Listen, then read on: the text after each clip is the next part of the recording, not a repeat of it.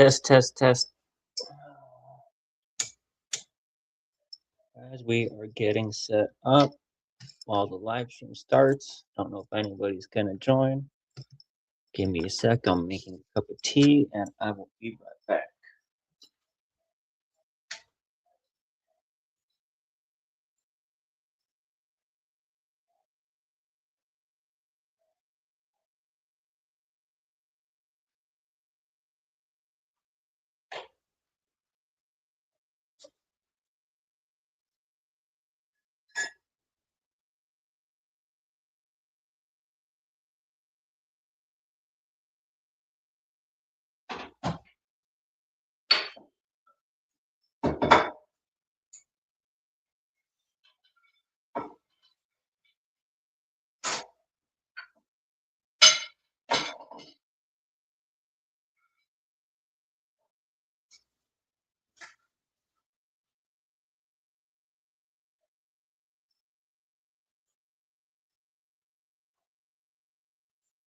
All right. I'm coming back in. We got Catcom. Yeah, surprise night.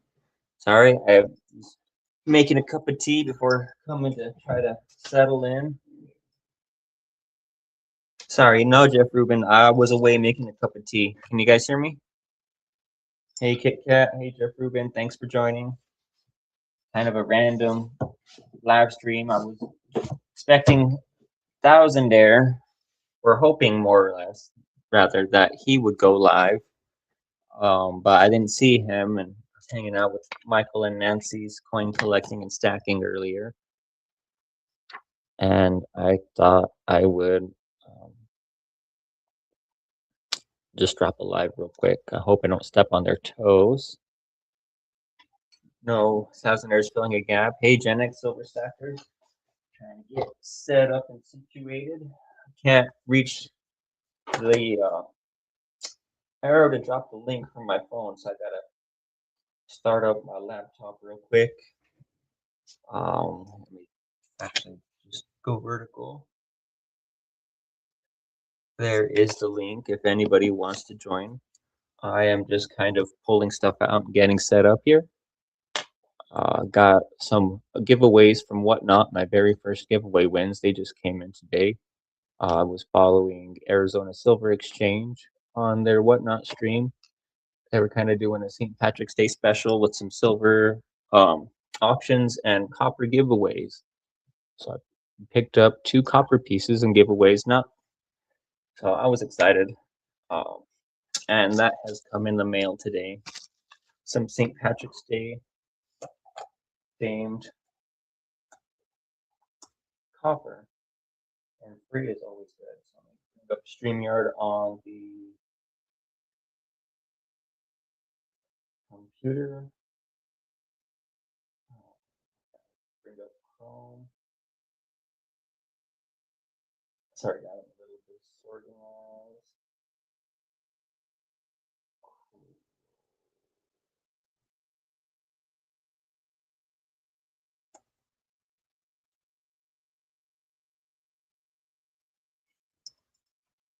Gold sweat.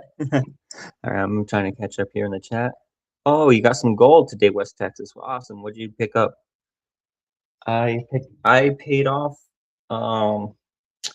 my first goal of 2026 2 weeks ago, but I had some pre-orders from that coin shop that kind of came in earlier than expected. I wasn't totally budgeted for, so I have to pay that off tomorrow, and I will probably receive that in the mail next week.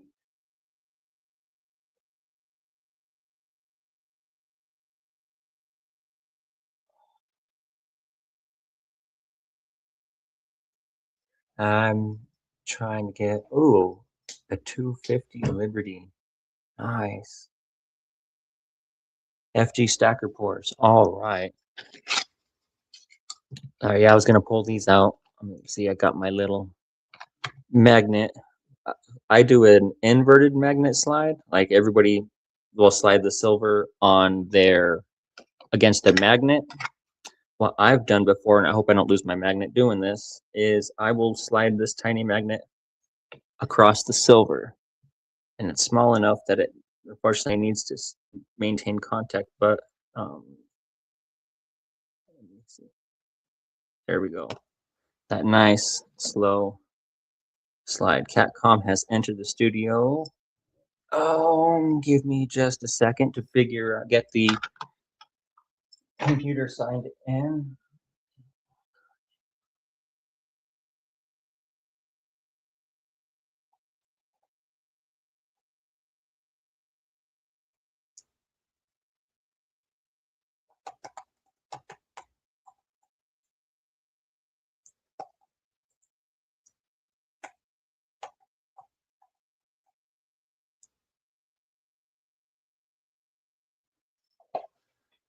Google's diverting me. Yes. Okay, I hope I'm back. Continue. Sorry, StreamYard sent me a verification email. Not now. Oh, yeah.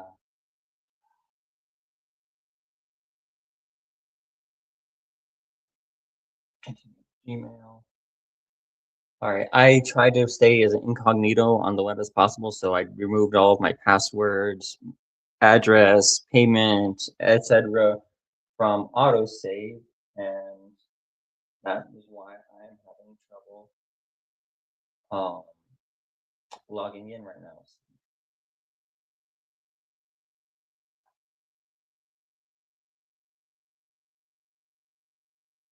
I will get you added to the stage without an account. Accept cookies, enter studio. Sorry about that, Catcom. Hope you're still there.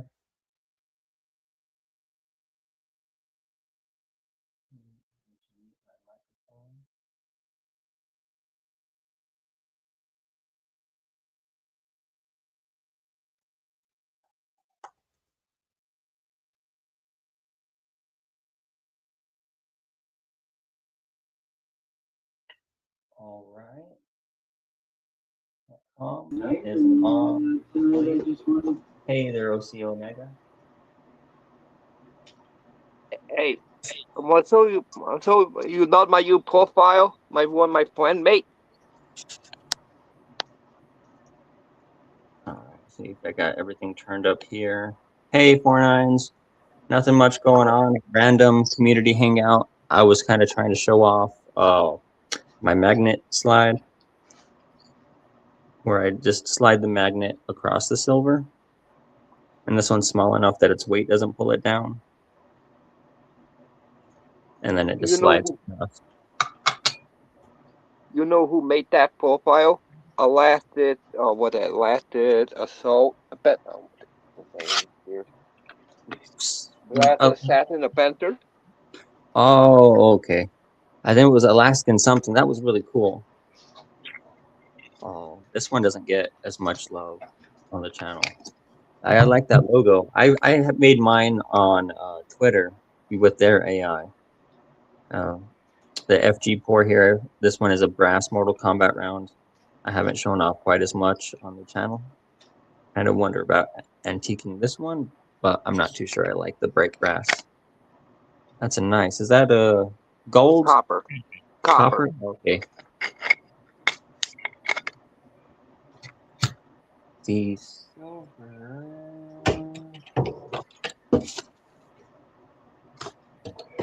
Okay. Damn it. Do you guys want to see the Medusa pour? No.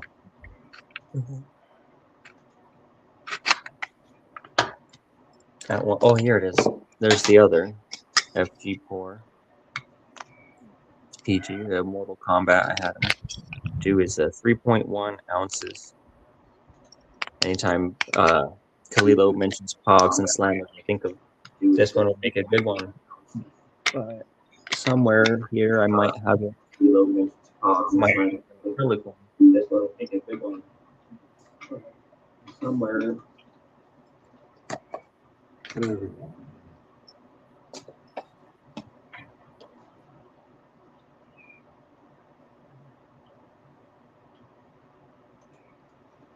Oh, Liberty Bleeds is in the house. There we go. Drop the link again. Got the laptop open now. I'm actually kind of almost set up. Got the phone, got the computer. Just working on the display for tonight.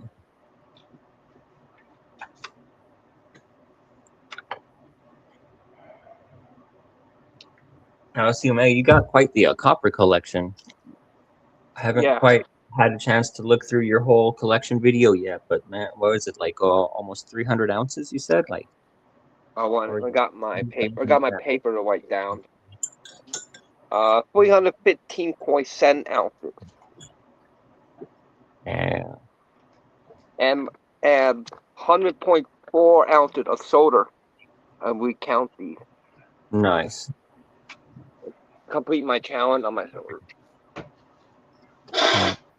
I made a massive jump on my silver stacking weight whenever I opened that mega box, but some of the copper I'm probably the most proud of picking up are these Libertads, or the Libertad Tribute by Intaglio Mint. So I thought these were kind of pretty. So I picked up a tube of these for about $4 each. You heard about Go Bat giving away free one Go Bat? Yeah. Yes, I did, and I tried to go sign up, and they wouldn't take the address because I'm still dealing with some issues at my with the mailbox at my apartment. So I have things sent to the office, which the manager knows. But because it was more of a company address than a personal, they rejected my address. But I got this one for free from DefyTheGrid.com. It was a 1/2 Florida gold back when that came out as a new state. Me too, Florida. I'd rather had a Florida Go Bat. I should have picked up more Floridas. I got, I think, a set of Oklahomas, the halves, the ones, and a two. Just to have them. I think I paid like, at the exchange rate was like $7 at the time for a one, so like $3.50 for a half and $14 for a two. But I just like the artwork. I wonder, if any businesses in my area would actually start accepting them or not.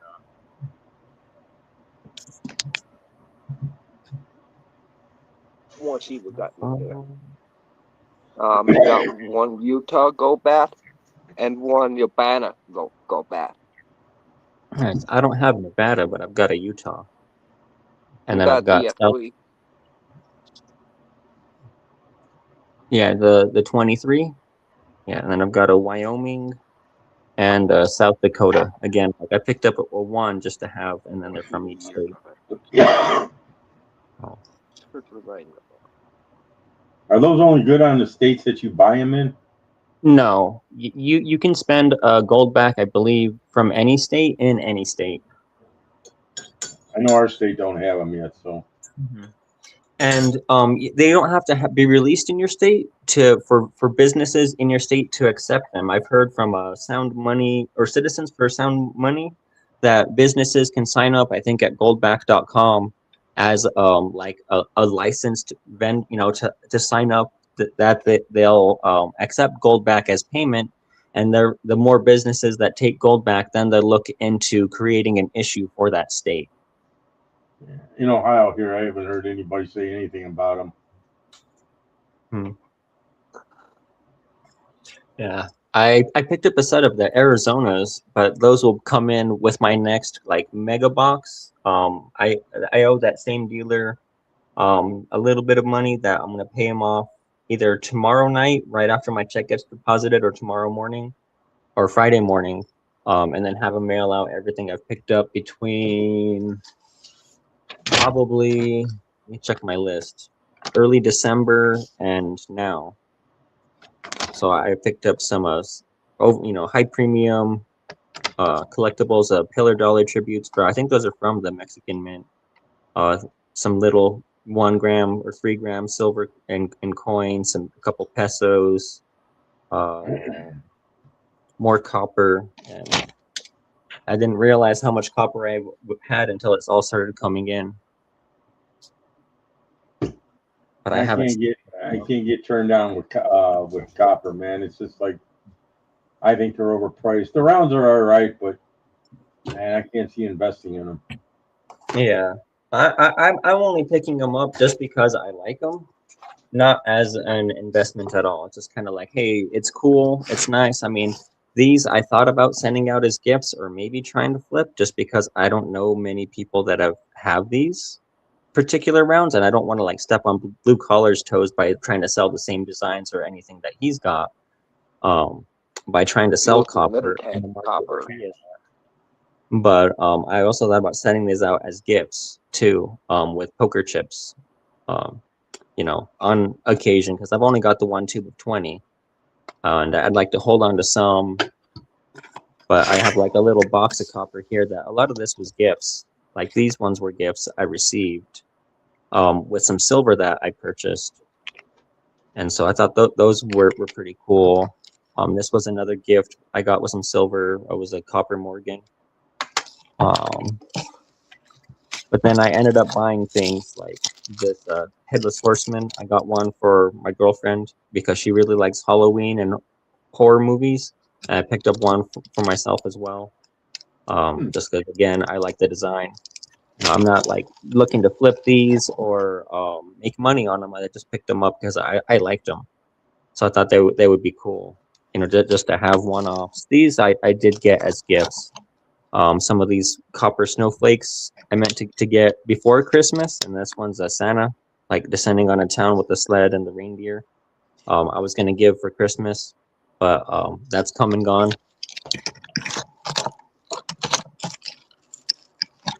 I've got a couple of other rounds from the Intaglio Mint that are like limited mentions, and I just picked them up because I like the artwork.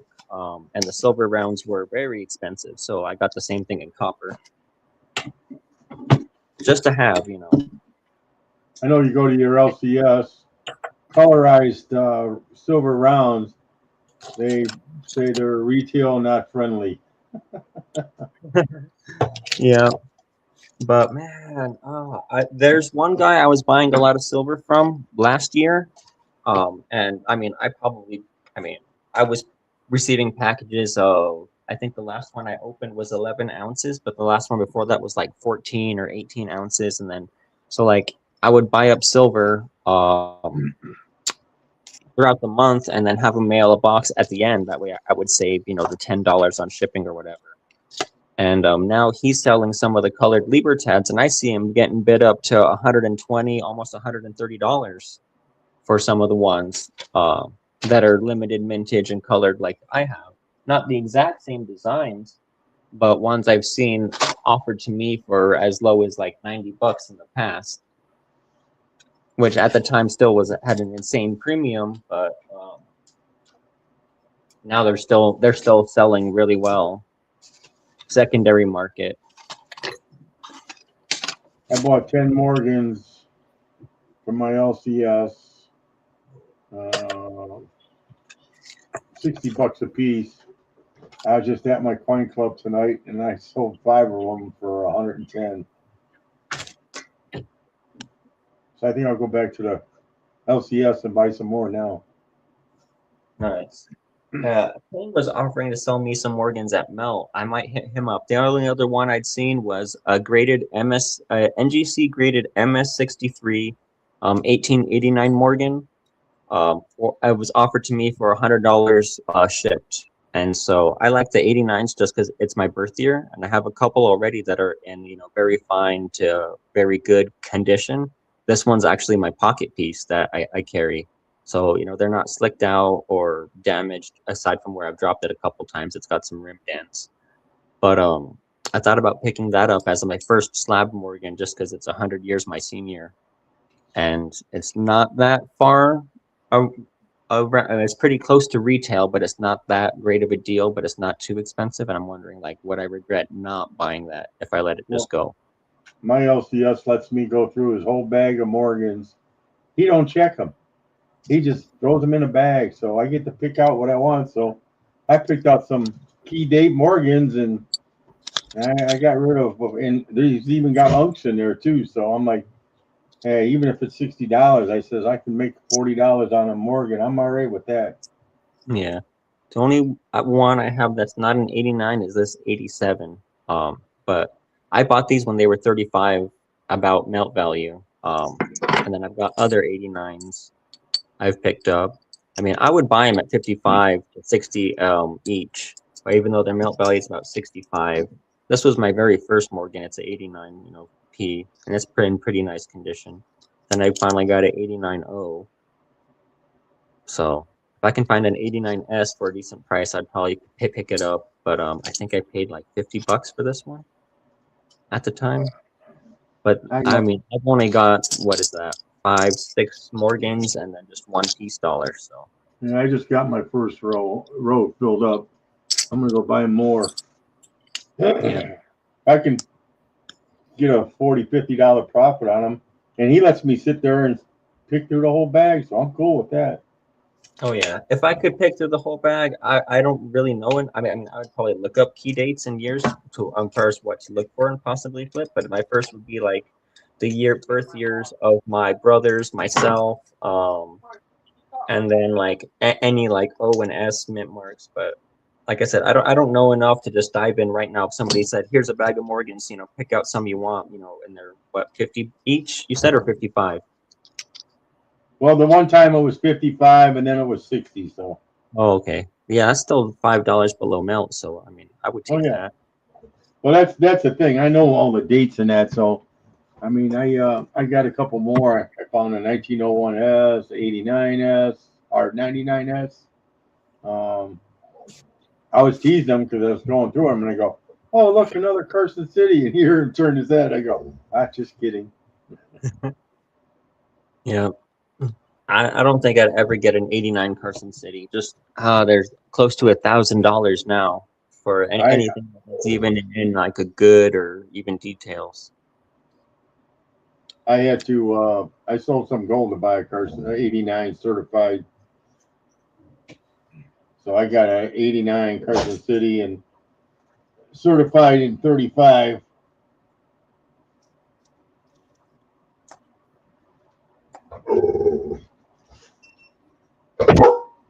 Oh, dog, relax.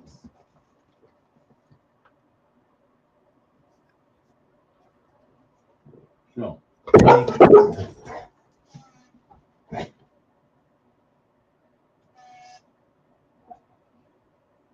Nickels and dimes. Hey.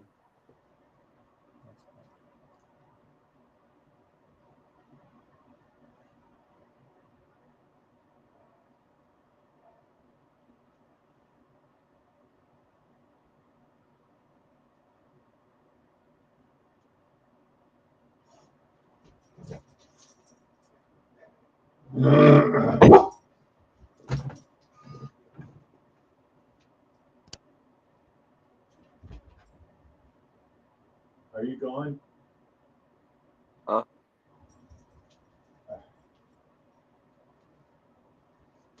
I'm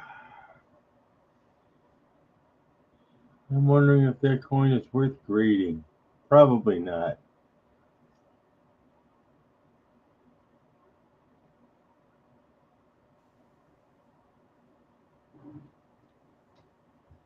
Kalilo's in. Guido.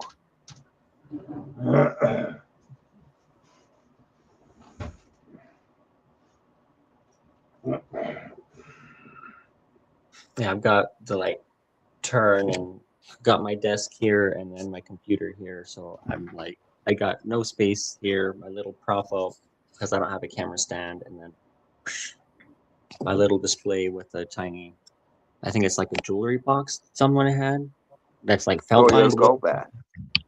Yeah, that I salvaged from the dumpster. Somebody set them to the side, and I was like, a couple of these were still really nice, felt lined wood boxes. And so I was like, I can use that to stack coins and create the display more vertical. And then I finally got some acrylic coin stands a couple weeks later, or a month or two later. Hayden.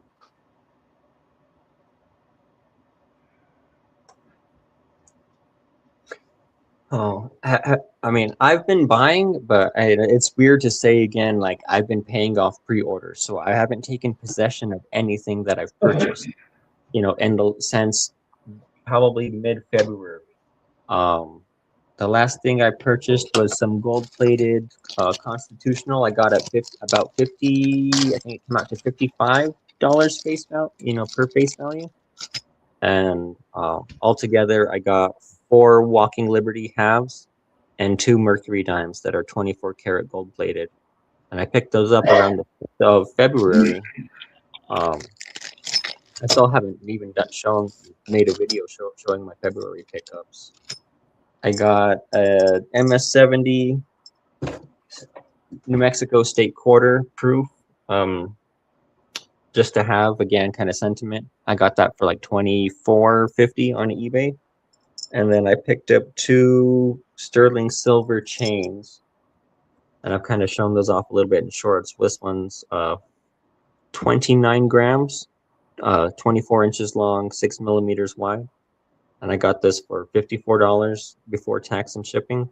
And at the time I bought it, it had a melt value of about $76. So I feel like I did it off well with that. And then I got another one from the same seller a few days later. It's a little bit smaller. It's a 22-inch, 11 gram,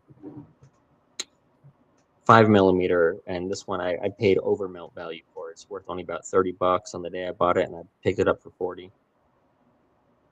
So that's like my little bit of silver I've taken possession of that I purchased recently. But I bought a 1/10 gold maple.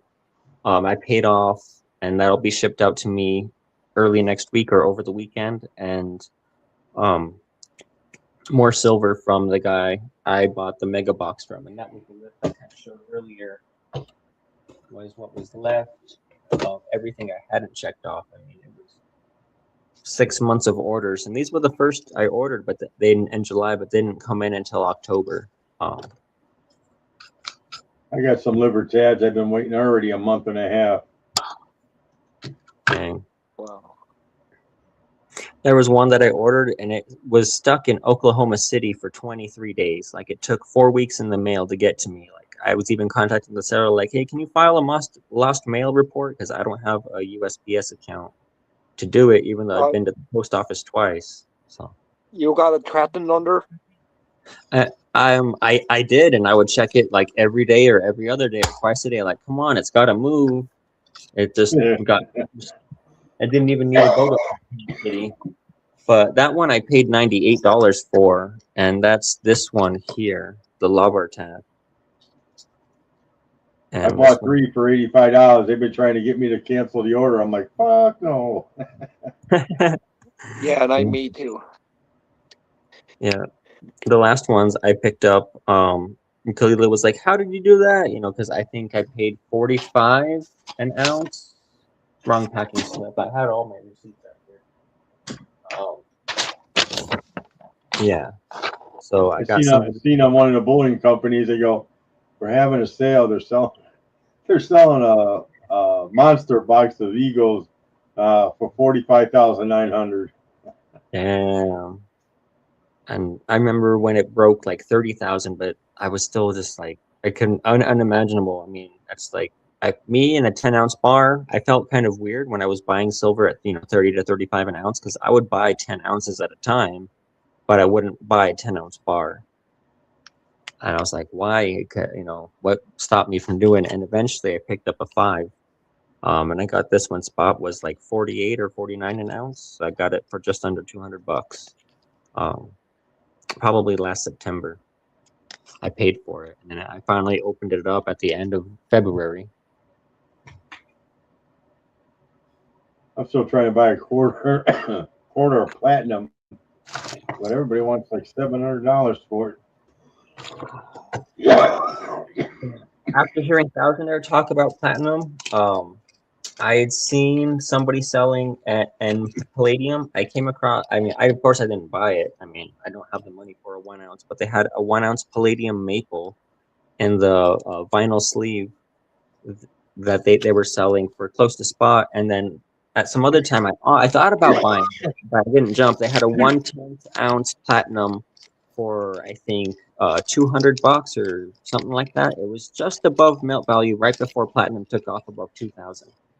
So it was like 197 or something like that, just right around that $200 mark. Yeah, I'm looking for quarter ounces, I guess. Yeah, I've got a small budget. Like any of the 10th ounce gold I've done is because the sellers I've worked with, they'll let me do layaway with a certain percentage down, and then as long as I adhere to the payment plan, I'm able to repeat that process when my finances allow. So I'll try to like time a window with my paychecks and with my regular expenses. Okay, when can I afford an extra amount each paycheck? And so I've been able to do it that way, instead of traditionally locking in, saving the cash and then buying at once, or using a credit card to buy it and then paying off the credit card really quick to avoid the interest. I kind of feel like what was it? Kalilo and Humble was that, if I have cash, I'll spend it. So buying silver has been a good way for me to save money. But I'm trying to stick to better budgeting all around.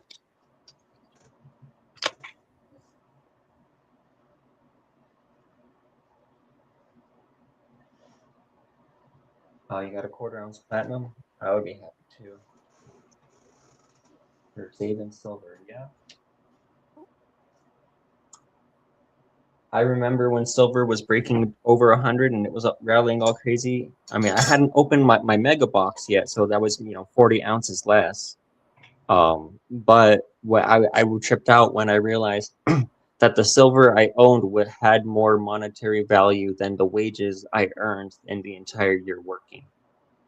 Even though I put just less than half of my income into metals, at that time I was able to, before moving and taking on an apartment and utilities and where I live now. I used to be off grid for about 12, 13 years. So I was pretty well established with water catchment, solar panels, propane cook stove, wood stove for heat and winter, et cetera, et cetera. So I had very minimal living expenses. I was able to stash a lot of it away into the metals that I have. Yeah, I've been looking on, actually, I looked on eBay when I bought my quarter ounce of gold, and when they have buy it now or best offer, I made him best offer and he took it. I was happy as shit. Oh, yeah.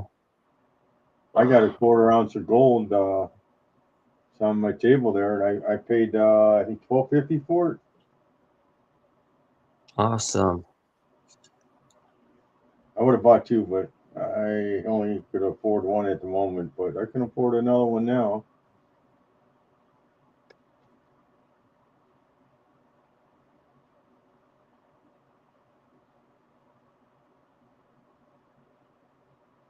I almost traded for a quarter ounce of gold when I was, I had the intention of picking up 1/10 whenever I went to a coin shop in Albuquerque. It was a Premier Gold and Silver, I believe it was. I had their card around here. I've shuffled a lot of stuff. I had an inspection in my apartment today. I had to do, our quarterly inspections, and my building was up, so I had to put a lot of stuff away.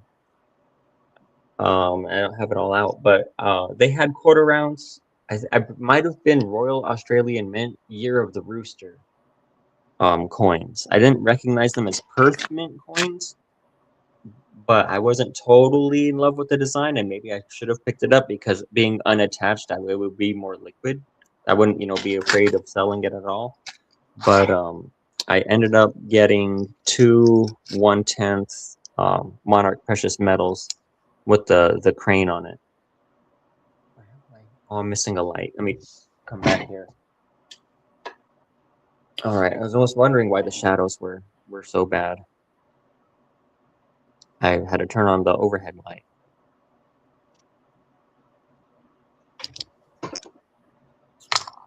And then recently, I definitely overpaid, but I thought they were kind of cool. These 1/1000th, I picked up like a whole bunch of these little coins. They're like from Niue in Liberia, so they're not any reputable country, so they're probably sold for bullion. But I just picked up some of these because they were like $20 each.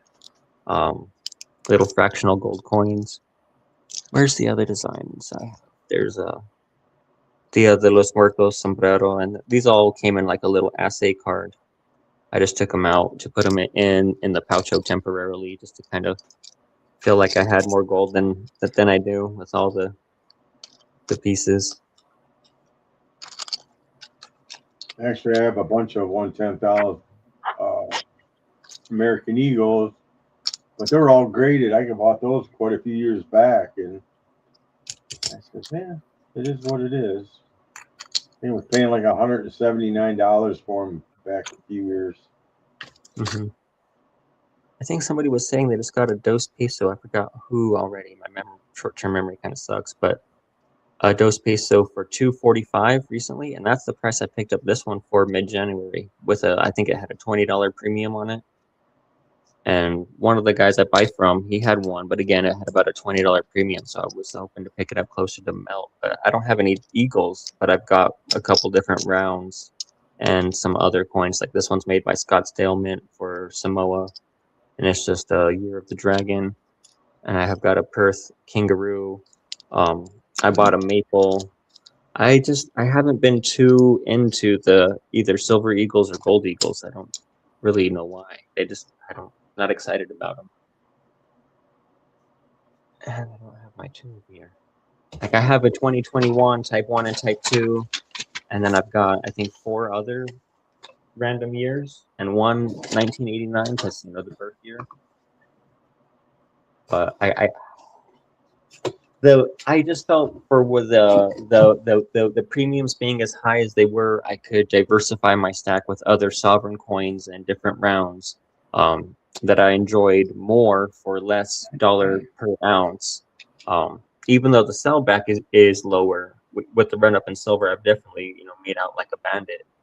But I can see where Eagles definitely have the benefit. I say everything has a trade off. If you're buying constitutional right now below spot, it's not very liquid and you're going to sell it back for even less than you're buying it, but it's silver below spot.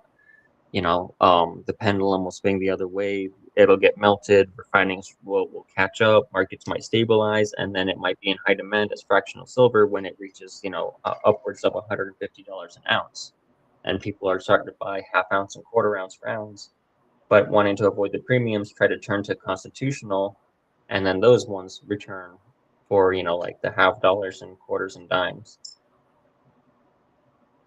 Well, I buy the constitutional, but I'll just buy the Morgan's majority of it because it's the most popular thing out there, and everybody knows a Morgan. So I don't have a problem. I've been flipping them actually, and didn't even think about it in the beginning. But my buddy offered me money for the one, and I'm thinking, oh, let's try the other guys. And so I'm pretty much doubling my money when I buy them. So I can go buy more now. Nice. The only time I had that spark was when I did the silver for gold trade, and the guy had some really nice 1984 or 85 Engelhard prospectors in his junk drawer, and he said they were for spot price, and it was like $89 on that day was silver spot price. And so I thought about buying them, knowing I could sell them for a few dollars more if listing them on groups where I'm already a regular buyer. I could be like, hey, now I want to sell to start building that reputation. And so I thought, if I can go and pick through and find some nice, generics at spot price and then relist them up, things like prospectors or like you say, you're getting those Morgans for the same price and finding key dates and then flipping them. If I could do that, even without doubling my money, I would be, it could be a start of something good. I just got 2 of them congratulations sets from the Mint, and I turned them around both and sold them for $340 each on eBay. So wow. And I thought they were expensive at $50 a pop last May and June. I was debating buying one for a friend of mine's daughter. And I was like, I don't know her that well. I like her, but not that much. Yeah.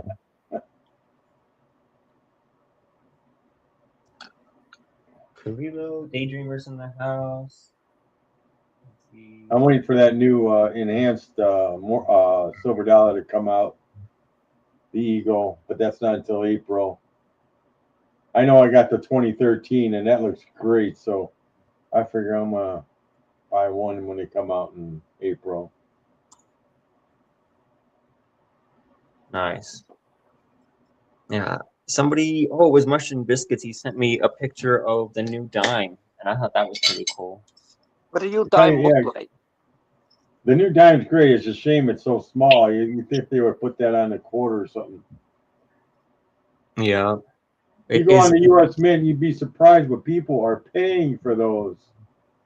A two-roll set of quarters. The Mint's charging you $56. These people are reselling them for $200 and something.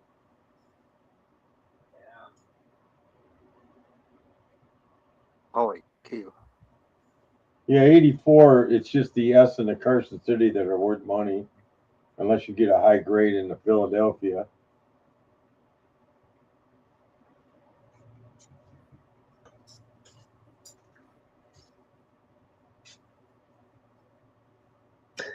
All right, I stepped away for just a second, but that's a crazy markup. Yeah, I'm trying to think. The Iron Maiden, the British Royal Mint had a 40-year anniversary coin for Iron Maiden, and at the time it was selling for, I think, about $50 US. By the time the translation or the conversion from pounds to dollars. And I really wanted to buy one, but I didn't pull the trigger. And now they're on eBay for over triple the price. Well, the congratulations set and the new proof set, certified 70, they're $600. I sold my raw. I think I'm gonna get my $100 and get out of here. And I seen a PCGS report, and 80% that are been in are coming out 70s. That's a high rate, man. Yeah. I'm trying to find my little Apache case because it's got my tubes of silver. I was going to pull out the 2025 prospectors I picked up. Somebody said that those are pretty cool. Yeah, go to the bank and request dimes. I've thought about that. I tried, didn't have them. My daughter's a bank manager, and I can't even get them from her. Yeah.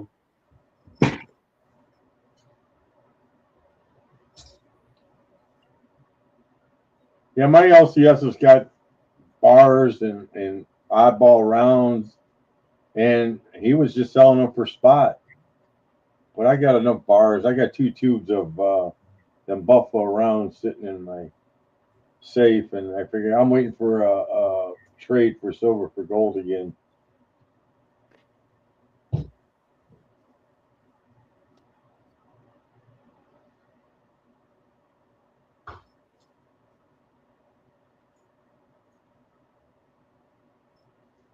That one at 19. He's selling those bars and generics for spot? Yes, he is. Oh. He just got a big bin with, and they're all in there, and it's like, he says anything in here is spot, and I'm like, okay. Mm-hmm. And he don't care. He just buys it and throws it in piles. He said, I ain't got time to go through this crap. I'm like, okay.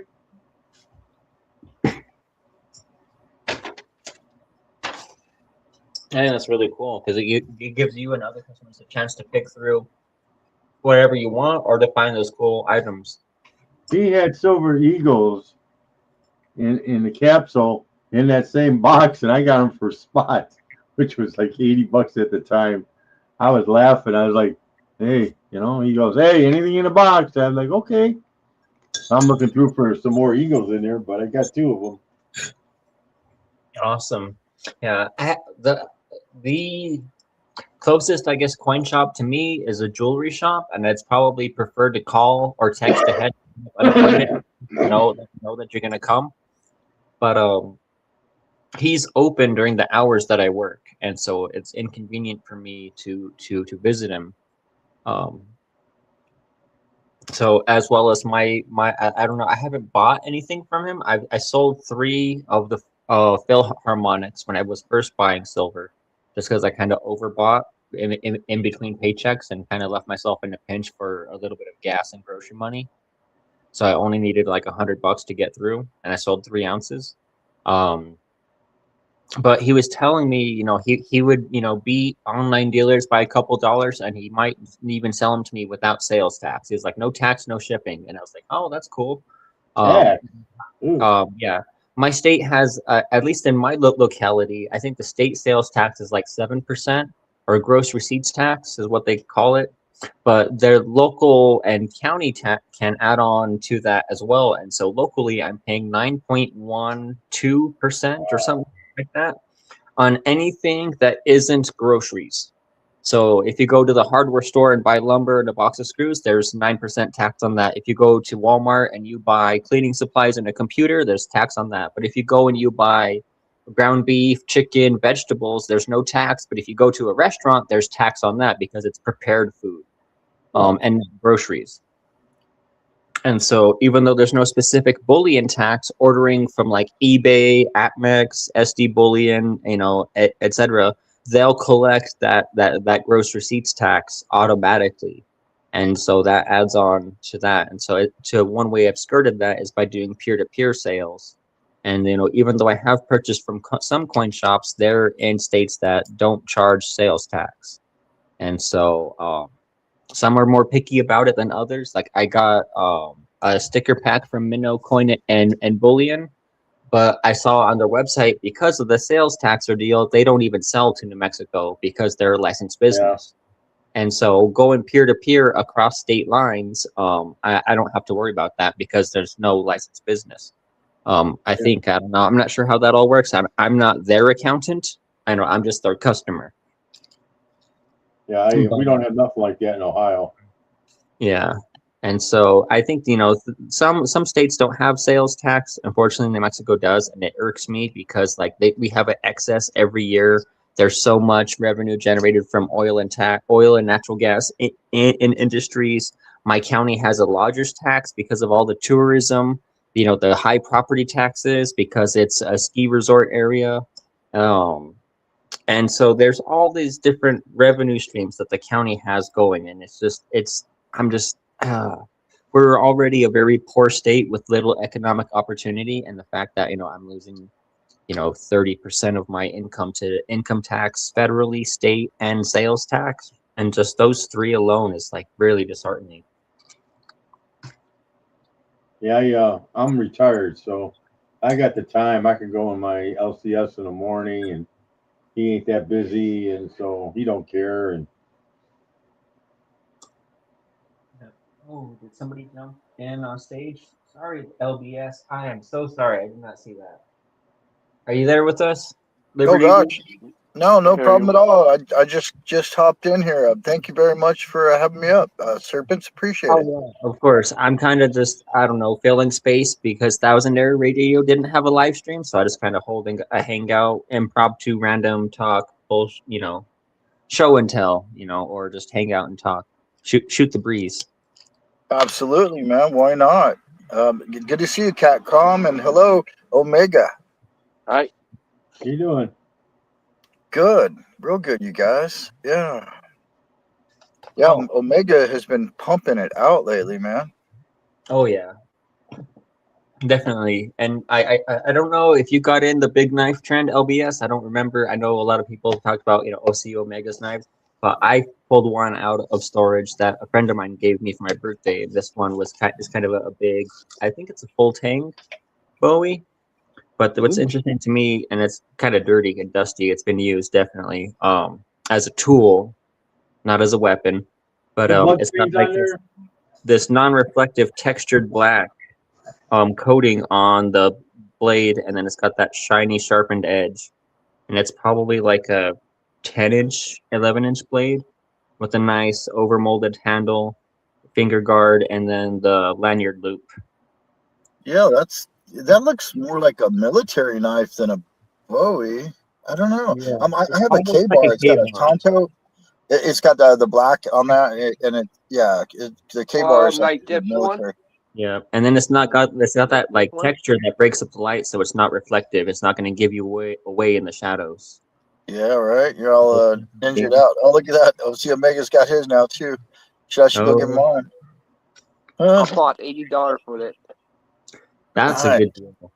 I wish I would have bought a K-bar when they're $80. Now I'm looking them up and they're like 120 to 150 or more for a genuine good K-bar. You can buy the replicas cheap, but that's a cheap replica.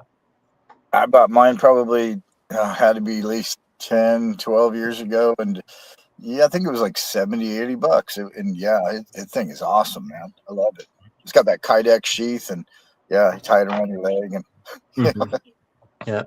The sheath has a Kydex insert inside of it. So nice. it self opens and then you can kind of hear the blade rattle a little bit, but it's not too bad once it's actually in there. Yeah, mine you push it back and then it just pops right out. It's cool. Yeah, I like those. They're really neat. Yeah.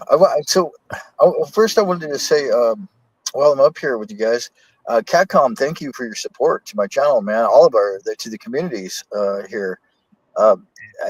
It's cool to see you up on stage showing off what looks like a really, really nice collection. And I've been to your channel. I usually go to people's channels when I first see them commenting on my stuff, or maybe I see them in a live stream and I'll check them that way. But I've noticed that you haven't put out any content at all. And I was trying to drop your link, but there's not really a link there. Do you ever plan on making any content, Catcom? Not really. No, you just want to hang with the community. I get you. It took me probably 2 hours to figure out how to use my cam, and my kids had help. Oh yeah, it ain't easy, man. That's for sure. Yeah, I'm real slow. I'm slow at it, but the more you do it, the better you get at it, and the more things you like make breakthroughs. But yeah, no, yeah, I get it. That's cool though that you're up here and you got your stack out, man. I like it. Okay. And what that did night? They one that called the cotton N390 deal, mill titanium quit, and $180 me one in a getaway. Wow, that's nice. Oh, look at that Tonto. I like the Tonto blade or the tip like that. That's so cool. We used to call those deal. big stickers. Big sticker, yeah. That's sweet, Omega. Who did you win that from? I got a bot. Oh, wait, Okay.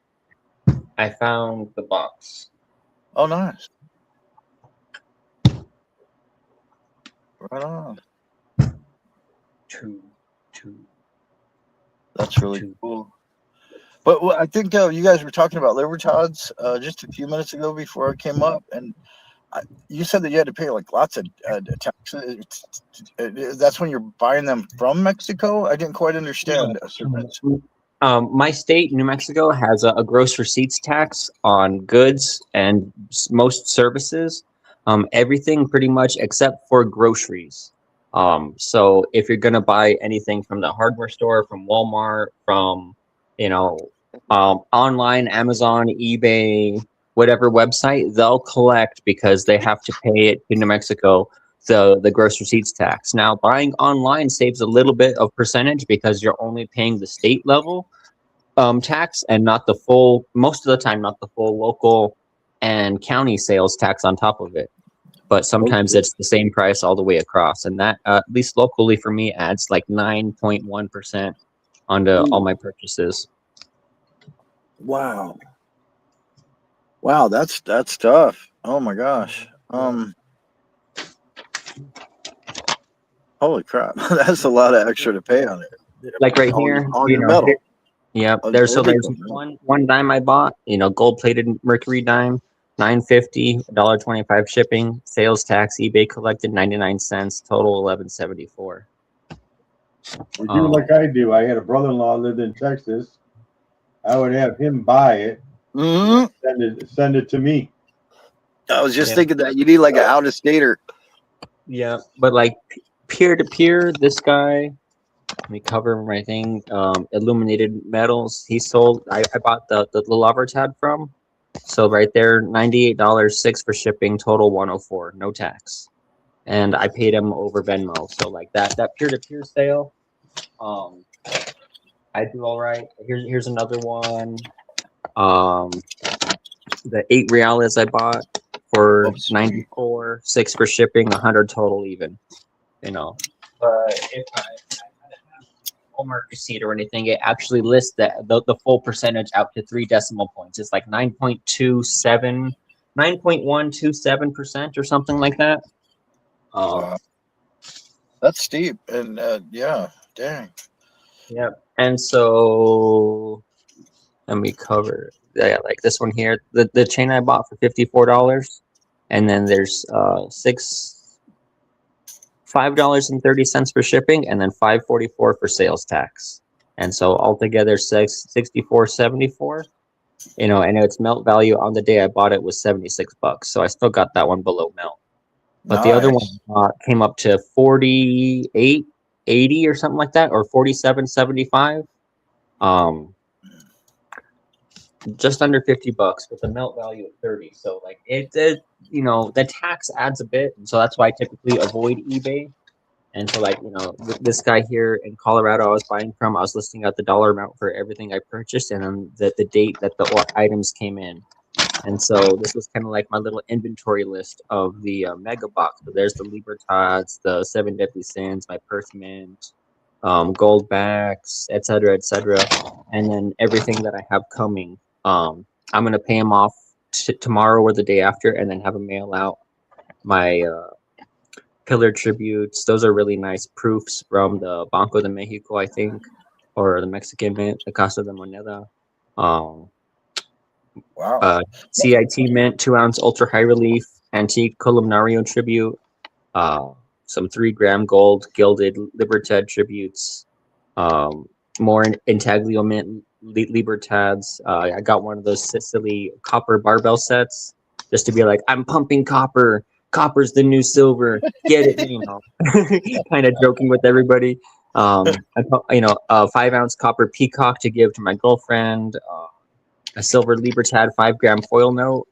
That was, I thought, was kind of cool. You know, super high premium silver, like the silverbacks. I just bought one just to have. So I got some cool stuff coming with that. Yeah, right. And you've got some great record keeping going there. I'm so I sat down and wrote that all out maybe like 2 weeks ago after I got the mega box. I was like, okay, I have to look through 6 months of messages and orders and write out everything and then look in the chat and figure out, okay, what was the purchase price? And then I went to Venmo. How many times did I send him money? Totaled the amount, double checked all the invoices on his customer portal and everything, and it all checks out great. He's got some of the items I thought I might have been missing, but they were incomplete orders between what I owed and what I paid. So he held on to some of the items that I thought I had paid for, but, you know, back orders and et cetera, et cetera. Oh, wow. We're in communication and everything's good, but I'm looking forward to filling another box like this full of, you know, capsuled cool silver. Even though I have these tubes here, I want to capsule up some of them, like the 7 Deadly Sins and the Prospectors I got, just because they're so awesome. Wow. Yeah, you've been just hauling it in, bro. That's amazing. Now, did you have to pay tax on this monster box you just opened? No. Nice. Okay, because you went through the guy in Colorado then. Yeah. Gotcha. Okay. Well, then kudos to like finding your loophole. Yeah. I didn't know. Is it the same deal at your local LCS? Yeah. Are you paying? Obviously, you're paying tax there too, right? I did when I went and bought my Dos Peso. It was a sale price of I think $245, and then tax came out. No, it was altogether I paid $256, including tax, and so I think whatever minus like $19 or $20 was the sale price, of the actual sale price of the coin. But when I did the gold to silver trade, there was no paperwork. There was no cash. It was just, hey, you give me the gold. You give me the silver. Here's the gold. and I got a great value at that. That better than the buyback, because the same time I traded, I sold some other silver to go buy the dos peso at a different coin shop in Albuquerque. And when I traded, they gave me 97% on my silver and gold at spot.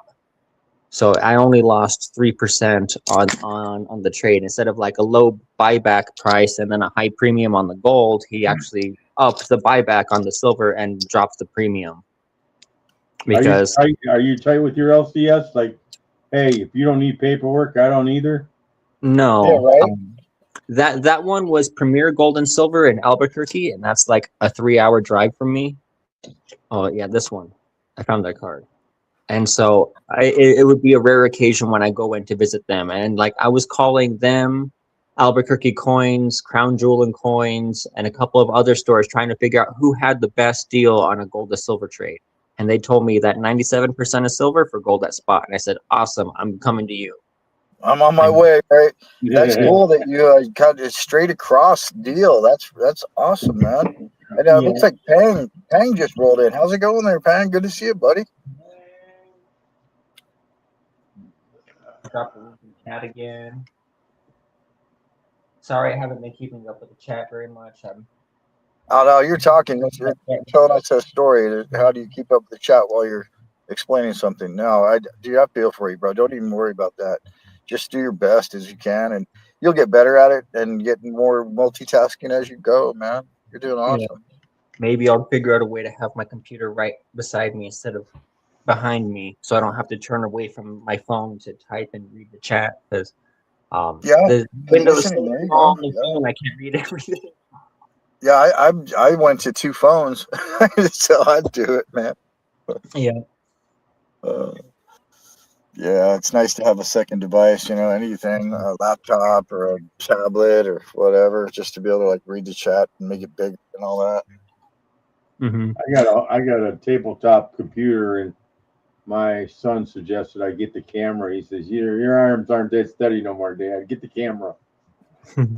Nice. Right on the camera on the laptop, huh? Is that what you're using? No, I got actually a camera that runs off of my computer. Oh, there's plug. I got you. Like a clip-on type thing. Huh? Yeah, it's a Logitech. Nice. Yeah, those are cool. Yeah, my son got one of those. Yeah. It was only $100.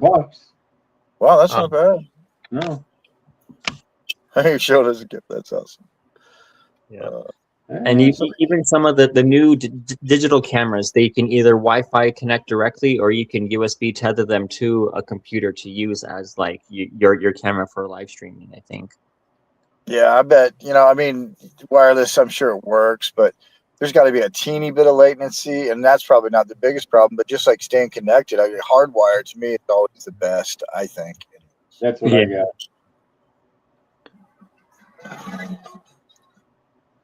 I think so too. Being hardwired in, and whenever I did the Megabox, I got a little Logitech webcam up here by my lamp that I had looking down across my desk when I was doing that live stream, so I had to have this view at the same time that I have my phone set up like this, so I could reach in front of me. And then that one's just a USB connection, but I didn't feel like setting that up and taking a space from the stage tonight. Right. Now, I haven't noticed that you've played with the cameras or the scenes at all on the StreamYard here. Have you tried it all that I haven't seen? Maybe to like make one larger. Oh, there you go. Oh, cool. I have, but not tonight. Again, I feel like I had a really long, not really long day at work. I just had inspections on 2 different properties, and although it wasn't too bad, it was a lot of in and out and looking at everything. So my attention was very short, and like, okay, check the bathroom, check the faucet, check the toilet, check the shower, check the lights. Okay, next. Check the stovetop, oven, fridge, lights, faucet, blah, check, next. And so running through all of that, I feel like it's hard to kind of just sit and just whoosh. And take a deep breath, man. It sounds like you got a busy day. Oh, yeah. Shit. Kind of jump back and forth. I'm kind of dealing with that on the computer and then with my presentation in front of me. And I'm a little worried that if I turn my head too much, my voice drops off.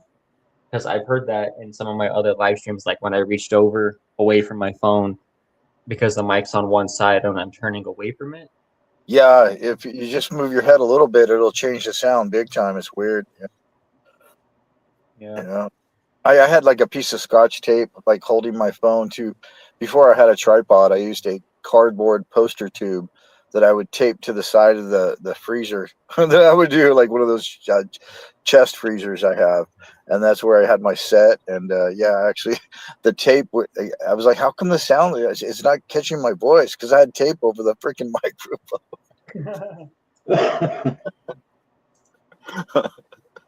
Yeah, man. I was like paper clips and rubber bands together, Yeah.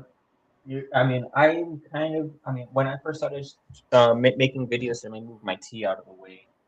I have this little folding table that I was given, and tea has spilled, so there's a little bit of a stain right here. But I was using this table with that same cloth, and I was using a clay, like plant pot upside down, like this bucket, with these little wheel weights on there to kind of give my phone a little extra angle down. Right on. Yeah, height. Yeah, man. And I was doing that on the edge of the table, and I would use this cloth draped over a baby gate in front of a doorway as like the backdrop.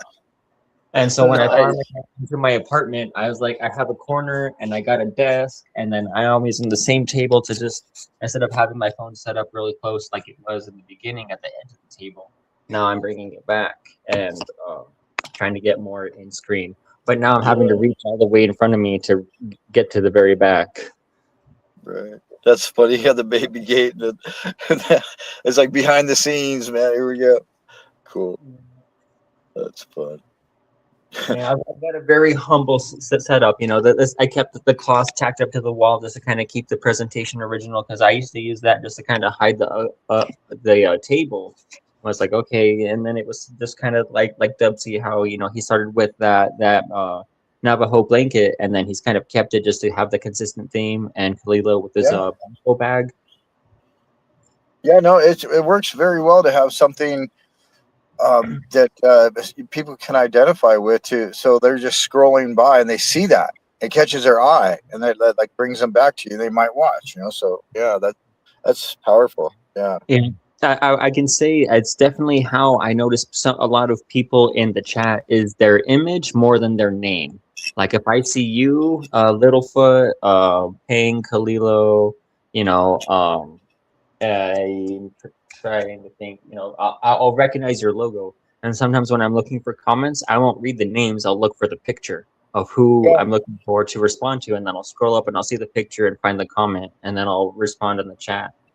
Yeah, especially if they've got one that's like a bright color or it stands out, and then I do the same thing. Exactly. Yeah, it's easier to spot it quicker. Symbol. Yeah. Oh, that ASC guy rolled in. How's it going, ASC? Good to see you, man. Yeah, it was good. Oh, yeah. I thought that was interesting. People were talking about how they're stacking, I think, Eagles and Maples, but the Libertads were hard to come by. I guess I bought a lot of my Libertads early, and although they did have that high premium, I kind of didn't care, because my attitude was, given what I was buying, I figured I knew I was going to hold it for a long time, and therefore I wasn't too concerned about premiums. I was more concerned, just like something I would enjoy holding and looking at for a long time, without just having tubes of Eagles or Buffaloes. So that's why my stack is so diverse. But I ended up picking up 5 2024 Libertads. I would think this might actually be those. And my third ever bullion order, and then I got 2 Philharmonics, because although some people don't like them because they're the smooth edge and they milk, I like the instruments because I've got a background in music. And then I thought the No Monarch with the reed organ on the back was pretty cool, so I picked up 5 of those. I love the rolled edge. I think the rolled edge is the coolest ever, man. I think it's way nicer than reeds. But about the Libertads. I was gonna ask, or actually, I was gonna ask you if you knew this, and I tried to do it. The last time I was in Mexico, my wife and I, we were on a cruise, and we stopped in Cabo San Lucas, I think it was. Yeah, Cabo. And it happened to be a Sunday, so I couldn't do it.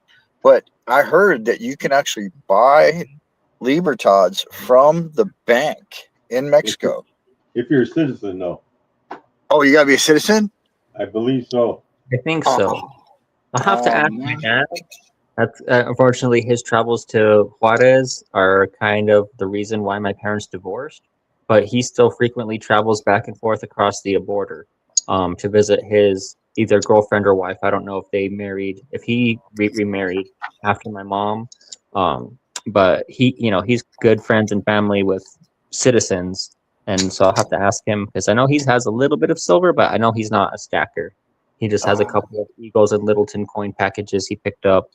And he's got one of those $100 bills that's a quarter troy pound. I think it's either 3 or 4 ounces. I'm not sure if it's a. Yeah, they're 4 ounces. Yeah, the big ones. I have a 1 ounce. It's really thin, but yeah, the regular ones are 4 ounce. Yeah.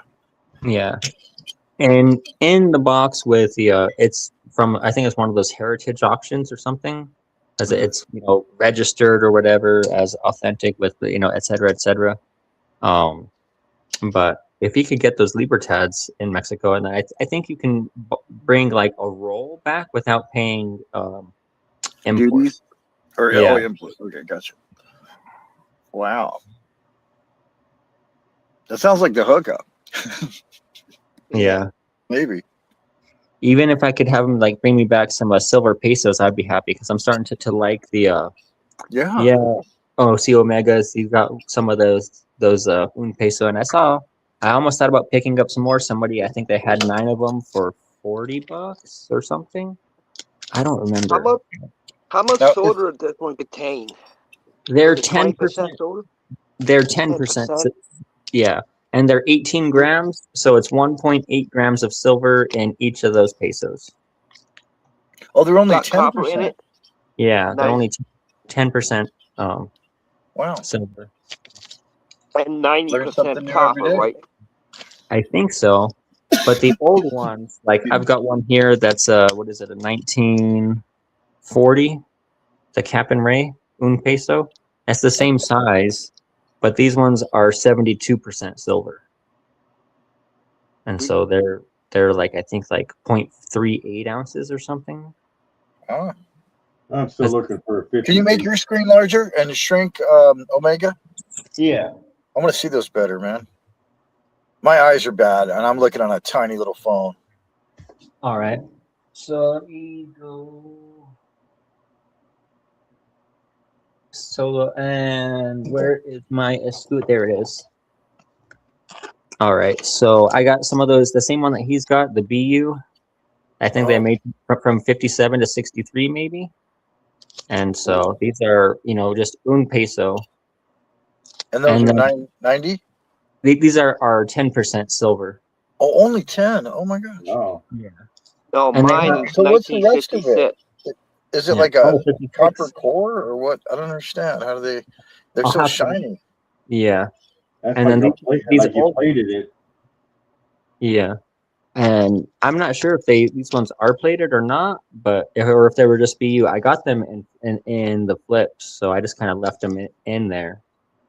So, like, what kind of prices did you pay? Like you said, there's 1.8 grams in each one. I picked up 7 of these, and I overpaid. I think I paid $40 for 7 of these. Like, for what would that be? 7 times 1.8, 7 and 7, 5 is 12.5 grams of silver. 12.6, yeah. Yeah.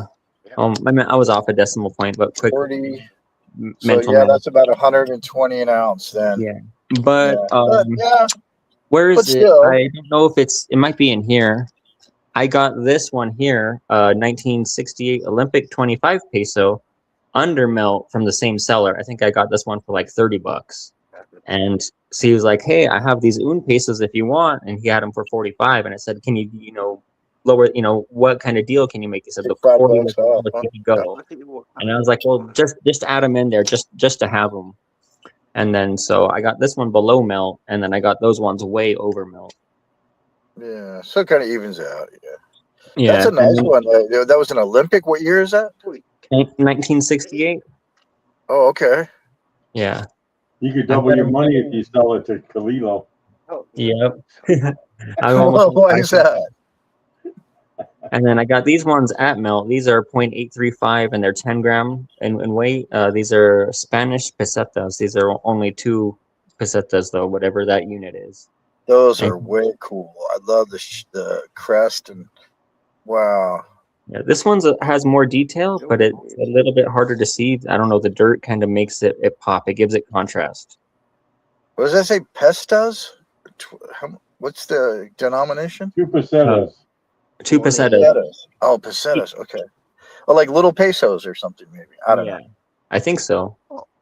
Almost this one I found. In what country? Spain, España. Oh, Spain. Okay. 1870. 20. All right, hold on. Let me lower myself down real quick. Oh, I was going to show this one here. It's got a little bit of toning, but it does have cartwheel of the Olympic peso. So this one's pretty. This one's actually got nice fields. I did try to kind of clean it, but that one's got nice fields. Good, nice tone on it. Yeah. Okay. Like an antique almost. And then OC Mickey Blue. 40. Oh, so tiny. What is that, OC? I got that. 20 Satana. I lose that one. Oh, is that a centavos? Yeah, Centavo. 20 Centavo. Oh, okay. Is that from what year? Can't see the year. God. Old. So small. What country is that from?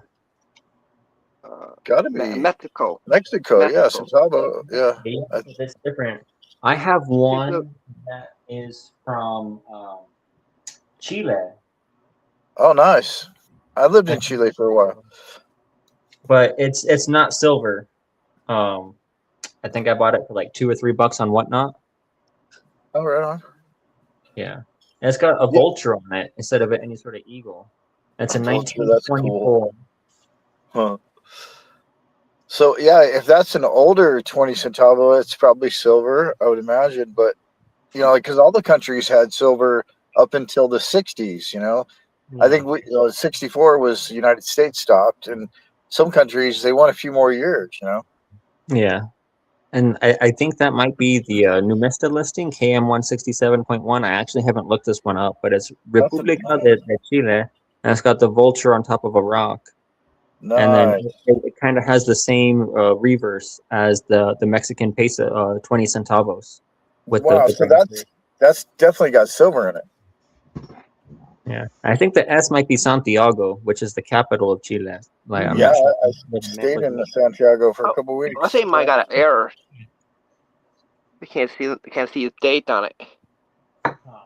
It'd be right under there. See the bump right there. Something happened. Okay. It'd be a year right here. Huh. Cut her up. Have you got any Mexican coinage, Catcom? I got some. I want a 50 pesos. I'm looking. Thanks for stopping by, Gen X Silver Stacker. A 50 peso? That would be. I called in Albuquerque, and there was one shop that had one. I've got 3 on order, but they're not getting here, and it's already been over a month. They're trying to get me to cancel. I'm like, hell no, I ain't canceling. I got those for $84 or $85. I forget.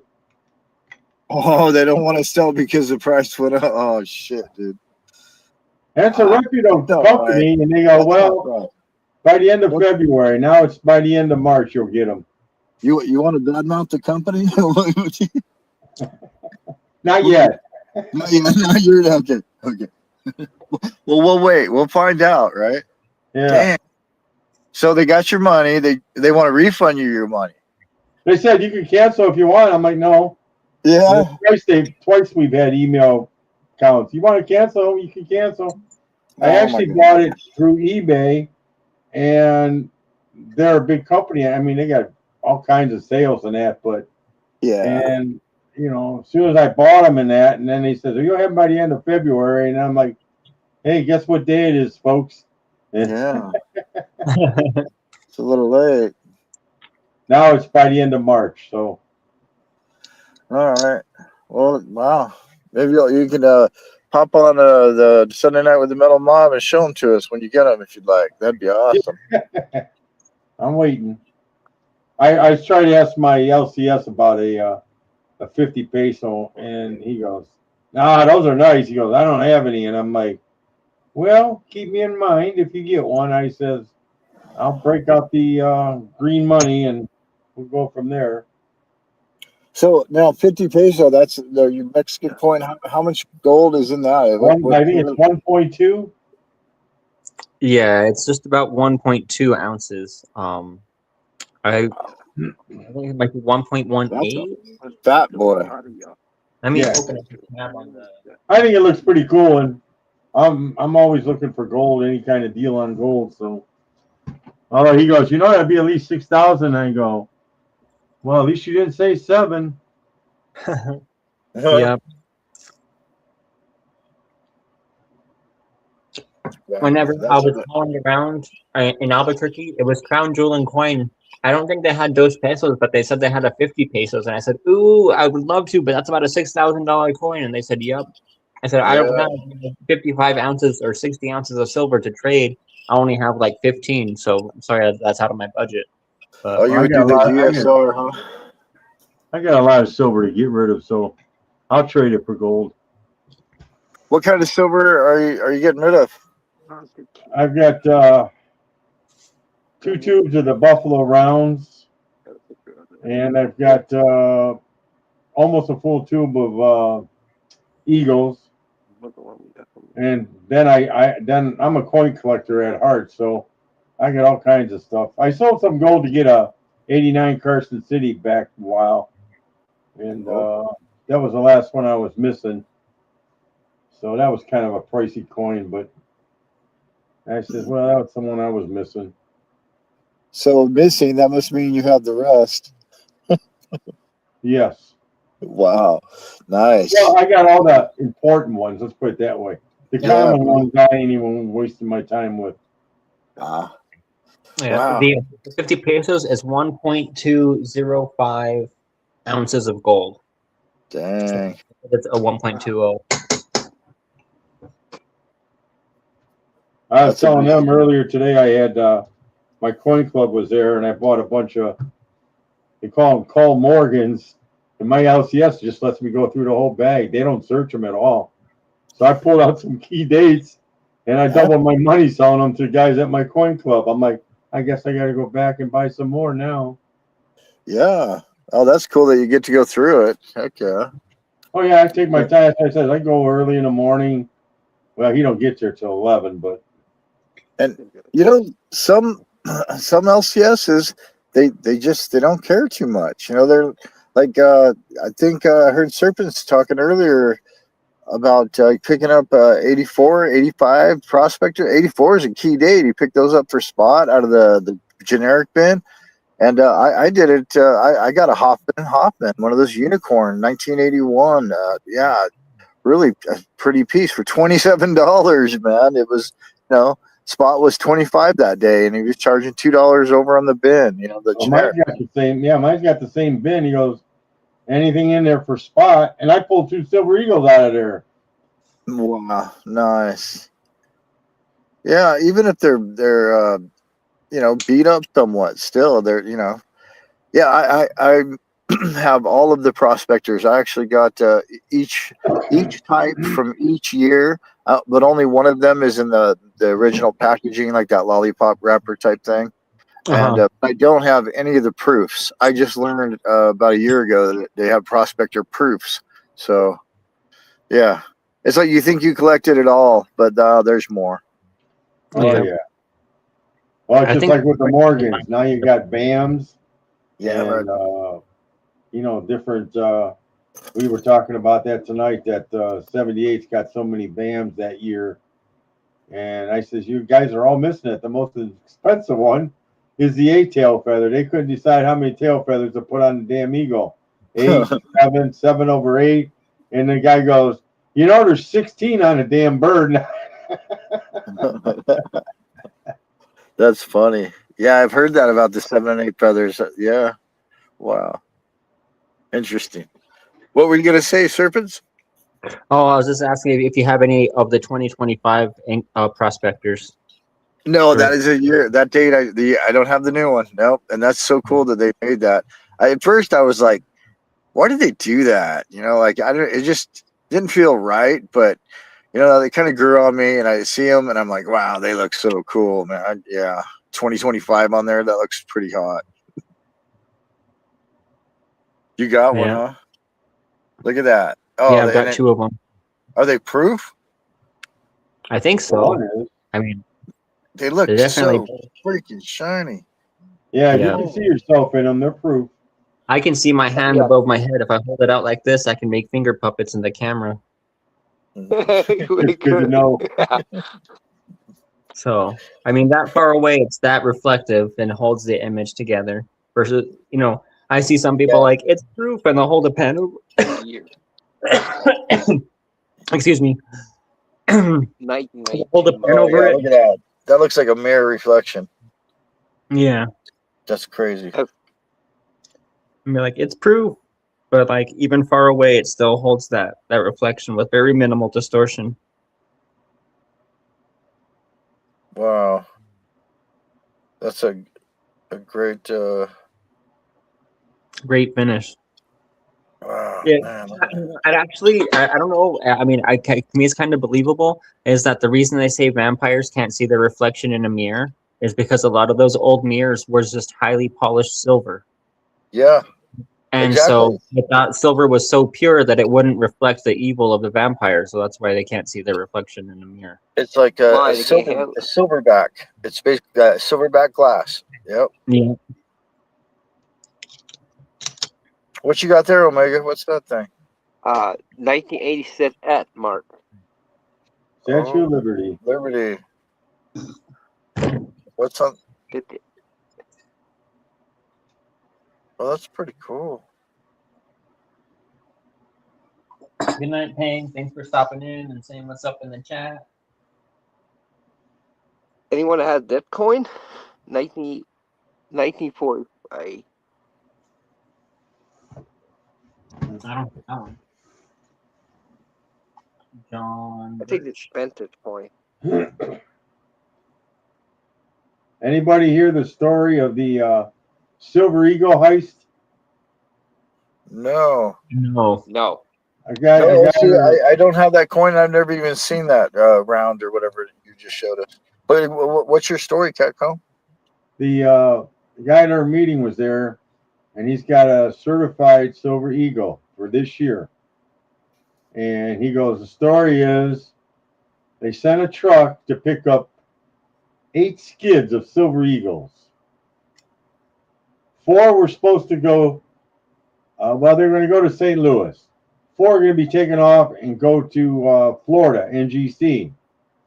The other 4 were supposed to go to Annex. I don't know where they're at, in Colorado or somewhere over there. And he goes, the 4 made it to NGC. The 4 that left St. Louis or whatever, they never found them. And then I guess they stopped the truck somewhere out that way, and I guess the guy didn't speak English or whatever, blah, blah, blah. And they found the 4 skids of Silver Eagles in the back of his truck, and they weren't on his manifest. So the story goes that they confiscated them, and they showed the pictures where they had to cut one of the skids open because they had plastic wrap around them, and they showed a monster green box they had to open it and see what was in it, and it's all marked evidence. And then they got the letter sending them saying, send a truck and get this $10 million out of our holding cell. So Annex sat there, and that's what they sell the Silver Eagle as part of the heist. So they got a special attribute or whatever. Yeah, that's cool. Yeah, I was like, what the heist? And showing me the paperwork that came with it, and I'm like, damn, I never heard of that. He goes, a lot of people. He goes, somebody's head was gonna roll on that one. Wow. I mean, I've heard of hoard coins, but heist coins. That's pretty cool. Yeah. Well, they said it was like $20 million, and half of it went to NGC, and they got there, but the other half never made it to Annex. So, and luckily the cop stopped the truck for whatever it was, and they found him in the back of his 48-footer. Wow. Wow. It looks like Avocado Stacker rolled in. How's it going, Avocado? Good to see you, man. Avocado been here a long time. I'm sorry. Dang, you've been here for a long time. Yeah. I like Barbara Dimes, but they got to be like uncirculated. Otherwise, I don't care for them. Yeah, this is the first one and the only one I've got so far. You know, I paid way over, $99.50 for this one dime, but I thought it was nice for, a good, very good, 1916. I think it's just a Philadelphia, or it's an S mint mark. So San Francisco. It still has. You'll see the mint mark. Isn't it under the very bottom, 6 o'clock? Nope, no mint mark. That's a Philly. Yeah. No, it's the 1916 S is my Mercury dime that I have. That's the one that's an S. Actually, the D would be better, but yep. That's what I've come to find out, but yeah, they're pricey. I got one of them, and it's only a VG10, but they're still pricey, and I wouldn't buy one unless it was certified. That is the most counterfeit coin out there. And what's it called?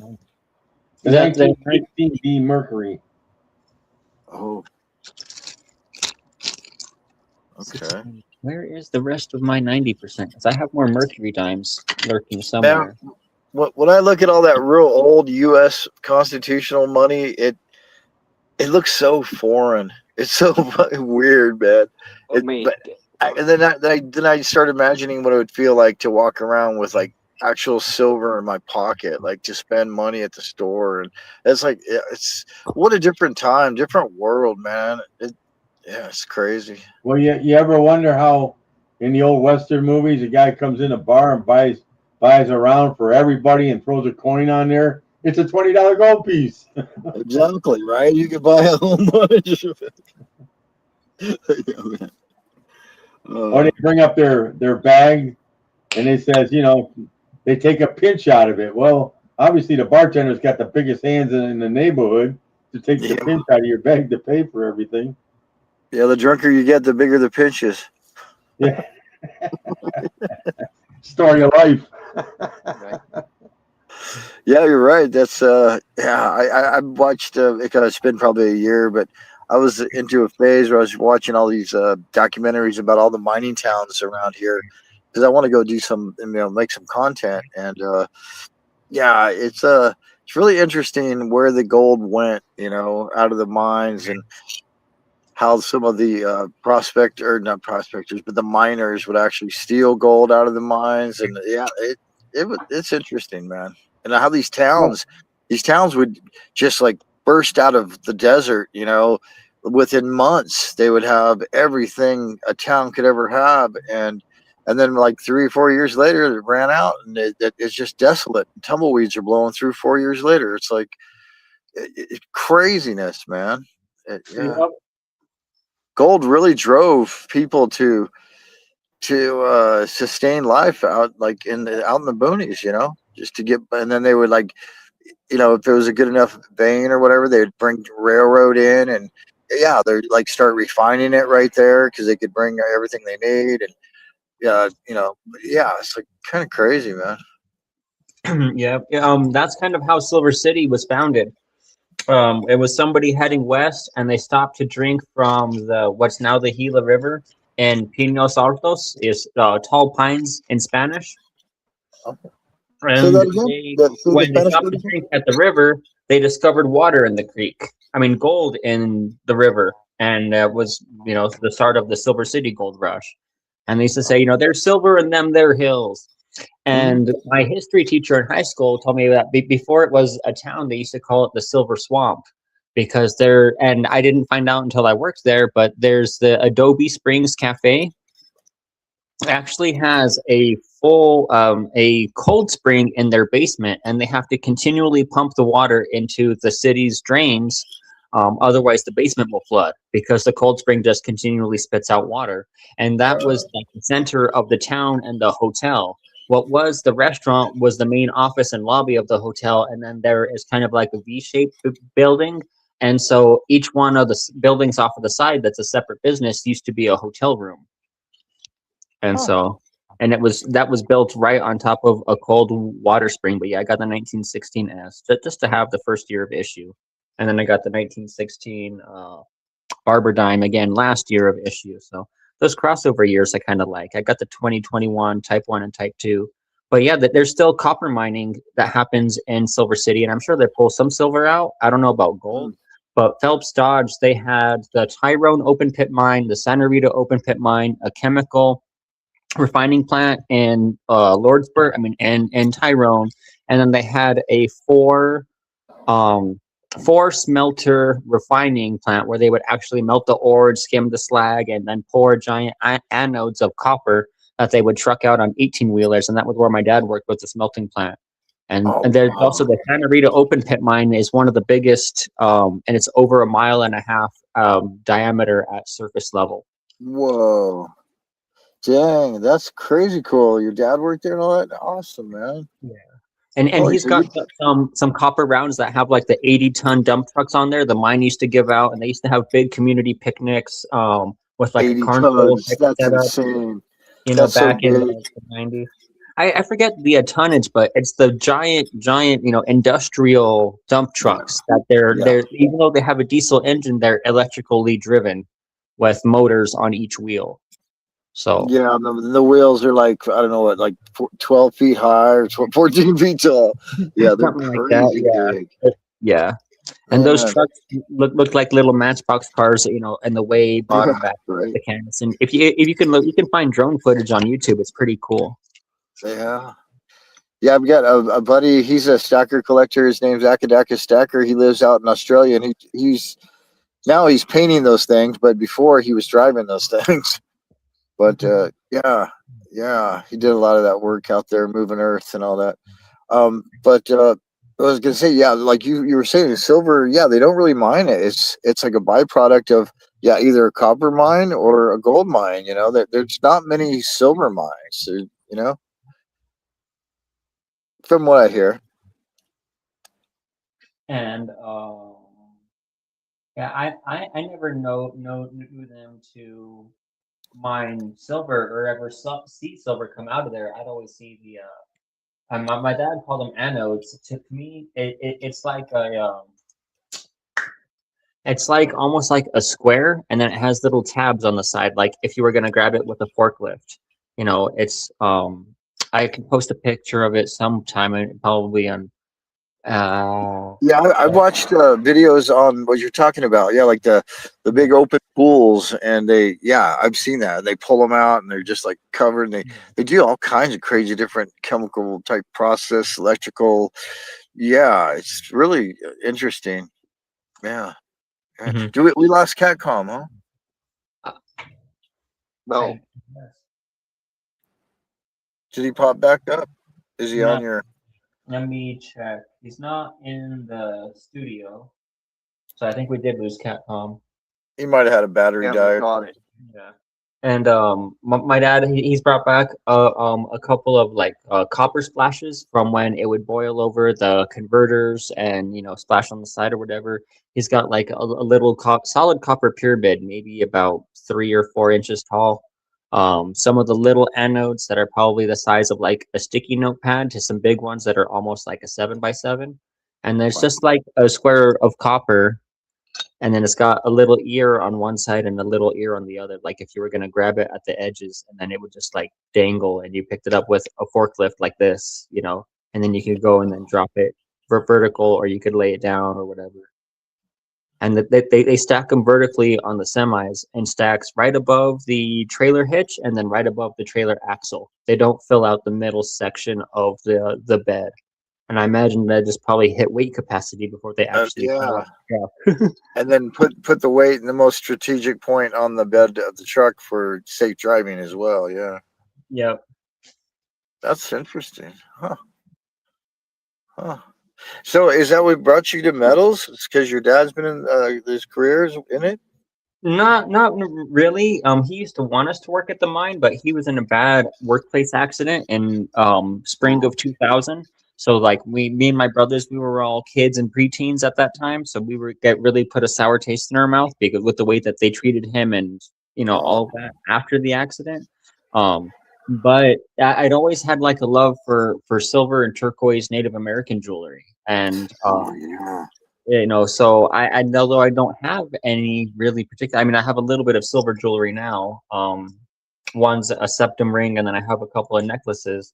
But I just have had like an attraction for silver. Like I appreciated gold, but I like silver. Me too. I I've like always liked silver more than gold. I've just been Mhm. attracted to it more. But I Yeah. was just going to ask OC Omega if he had turquoise. OC Omega, you're reading my mind. You're reading my mind. Look at that. Yeah. Yeah. He's into the gems and the minerals. He's got it. Hell yeah. Growing up and living out in the Southwest, my life, younger years, and going around and visiting Arizona, New Mexico. We always ran into these Indian outpost type things where they would be selling the turquoise, the squash blossom, the bear claws, like just really cool stuff. And I was always like, man, that stuff is wicked. Like the bracelets with the the long silver beads. Dude, man, yeah, I'm all into Yeah. that. Oh yeah, I tried seeing like the bracelets and breastplates with all the little beads, and I'm like, how did Oh, they drill the bones, and then like they have to string the sinew and get it all patterned and tied up and perfect, and it's like just the craftsmanship, and then just the with such rudimentary tools because they didn't refine metals really, or to have some of the like more advanced toolage that some of the Europeans were using at the time when they were carving out cathedrals and statues. yeah. There's a guy who makes this jewelry. I think it's Black Wolf. I think it's Black Wolf, and I subscribed to him a couple of months ago, and he made like about I don't know like 8 shorts, and he was showing how they make all the different little pieces of like that type of jewelry, and I'll have to see if I can find him. I think it was called Black Wolf Jewelry or something like that, and he had a channel. He just started the channel, and do you ever watch like making jewelry channels? That's my wife's job. Oh, you're back there. That's my wife's job. Oh, she can look at a diamond and tell you the clarity and all that crap. Oh, that's how my mom is. Yeah, my mom's she studied to be a gemologist. She never did anything with it, but yeah. And then she makes jewelry, and she's the one that got me into making silver jewelry. Yeah, it's cool. But kind of like addicts. I don't know if John Wick inspired Addict Stacker to start stacking, but watching that and then knowing the value of gold and silver. I know watching Keanu Reeves pass off a gold coin and assuming it was a 1 ounce coin. I was like, that's like $2,000. He handed him right there, and my girlfriend out to me was like, what? I said, yeah, and then I went and looked up the spot price. I was like, okay, I was wrong. It's like $1,800, but still. Right. And I was like, that's value outside of the system, untrackable, untraceable. I give you gold, and you more or less you can redeem it in most places for fiat if you want. But especially internationally, gold is like as good as probably Well, better that's the thing. You can put it in your pocket. You can go between countries with it. And have decent amount of money on you. Yeah. And jewelry wise, probably even more so because if you think about it, I mean, like back in the '80s, my dad, he worked at a disco here in Vegas. Paul Anka's Jubilation. Disco was a real big thing in the '80s. And anyways, the jewelry, the gold, like the Credit Suisse, the bars, like the 1 ounce bars with on the pendant around the necklace, like in the Italian horns, all the rope chains. It was like, it was really big, man. But yeah, you can definitely, like, I would imagine, couldn't you go with a whole bunch of gold around your neck and just walk right through customs, no problem, right? Yeah, wear a turtleneck. Yeah. There you go. I think as soon as you either wear it as jewelry or declare it, it's if you try to hide it or conceal it. Like I'd heard about it, and that upset me. Somebody tried to go through, and a lot of the metal fittings on their suitcase were 24 karat gold, like the zipper and some of the studs and rivets. And they detected it and found that it was gold, and they ripped it all out of the suitcase and confiscated it because he was trying to smuggle it through without declaring it or wearing it as jewelry. Oh my God. Whoa. I'm not sure how much it was, but yeah, like the zipper part here, like this part here that zips up and down, was 24 karat gold. So the little tag and the inner piece was solid gold, but the zipper was like brass. So like little fittings like that, they had solid gold on a suitcase to make it look like it was the actual furnishings or whatever, and then they just tried to wheel it through. Maybe the dude just was that wealthy and he had real gold, latches. Yeah. I mean, well, why is that illegal? It's kind of, Wow. Yeah, that's kind of messed up. I remember seeing that on the news or something, or some TSA said something, but on the Sean Ryan show, there was somebody who was talking about operating internationally on, either some CIA or like high-end military operations. And he's like, talking about how whenever he travels, he wears his gold Rolex and he has it insured for whatever value back in the United States. And a time or two, he's taken it off and traded it to somebody random on the street. Like, hey, I need a ride to here now. And you put that gold watch in their face and they're like, oh yeah, absolutely. So like, as far as an emergency barter situation, especially in a foreign country, if you'd be like, hey, I need your truck, give me a ride to the airport right now. Like they're 3 blocks down and they're coming for me. I need a ride out now. And you don't have any connections in the area, and you can go up and be like, hey, I need, and at least speak the language enough to be like, hey, I need a ride. Here's my watch. I was just going to say, gold place it under insurance when you get home. Yeah. Oh, right. You claim it on your insurance. Just report it lost or stolen, and then have it replaced because it's insured for X amount. And when you trade it off in your vacation to save your ass or your mission, and then when you return back stateside, you can replace it. You got mugged. Yeah. In World War II, the fighter pilots, their jackets had a square black box sewn inside of them. So if they get in a foreign country and go down, they actually had 5 gold sovereigns in there, and a gold ring. And that was their barter to get out. Nice. And I remember seeing, what was it? Pawn Stars. The guy came in. He had 2 of them. Well, they didn't know what was in them. So they opened one, and the guy goes, man, he goes, closed up, solid. He goes, $8,000. He goes, opened up, $4,000. Wow. Yeah, but they used to do that for the pilots. And, back in 44, whatever, gold wasn't really worth shit. Not compared to today. Well, I mean, but if you think about, gold, what year did you say it was? 1800 or 2000 when you looked it up on the movie there, Serpents? Probably 2021 or 22. It was during the pandemic, and maybe the second John Wick movie had come out. And, I think it was whenever he goes up to the homeless guy on the street and he hands him a gold coin, like when he's shot trying to escape, and the dude covers him with a tarp and some trash and just pretends like he wasn't there. And I was like, he went to the hotel room and it was like, here's gold coin for a room. Oh, John Wick. Yeah. Yeah. And that's when I was like, so that was just, gold was 2000, just 4 years ago, right? Yeah, and that piqued my interest enough to look up, and I was pricing the silver coins, and I was like, I can't afford a gold, but maybe I could get a silver John Wick, and now I've got 2, but I did not understand premiums. Spot price was like $32 and this premium was $7. And I was like, why are they charging $7 when silver's 32? And it was APMEX, so they had the highest premiums. Yeah. And I didn't understand it, and I didn't really care enough to try to learn more. And I regret that because I missed out on years of buying silver at stable prices. And then my ex-girlfriend or girlfriend were kind of like on and off just recently.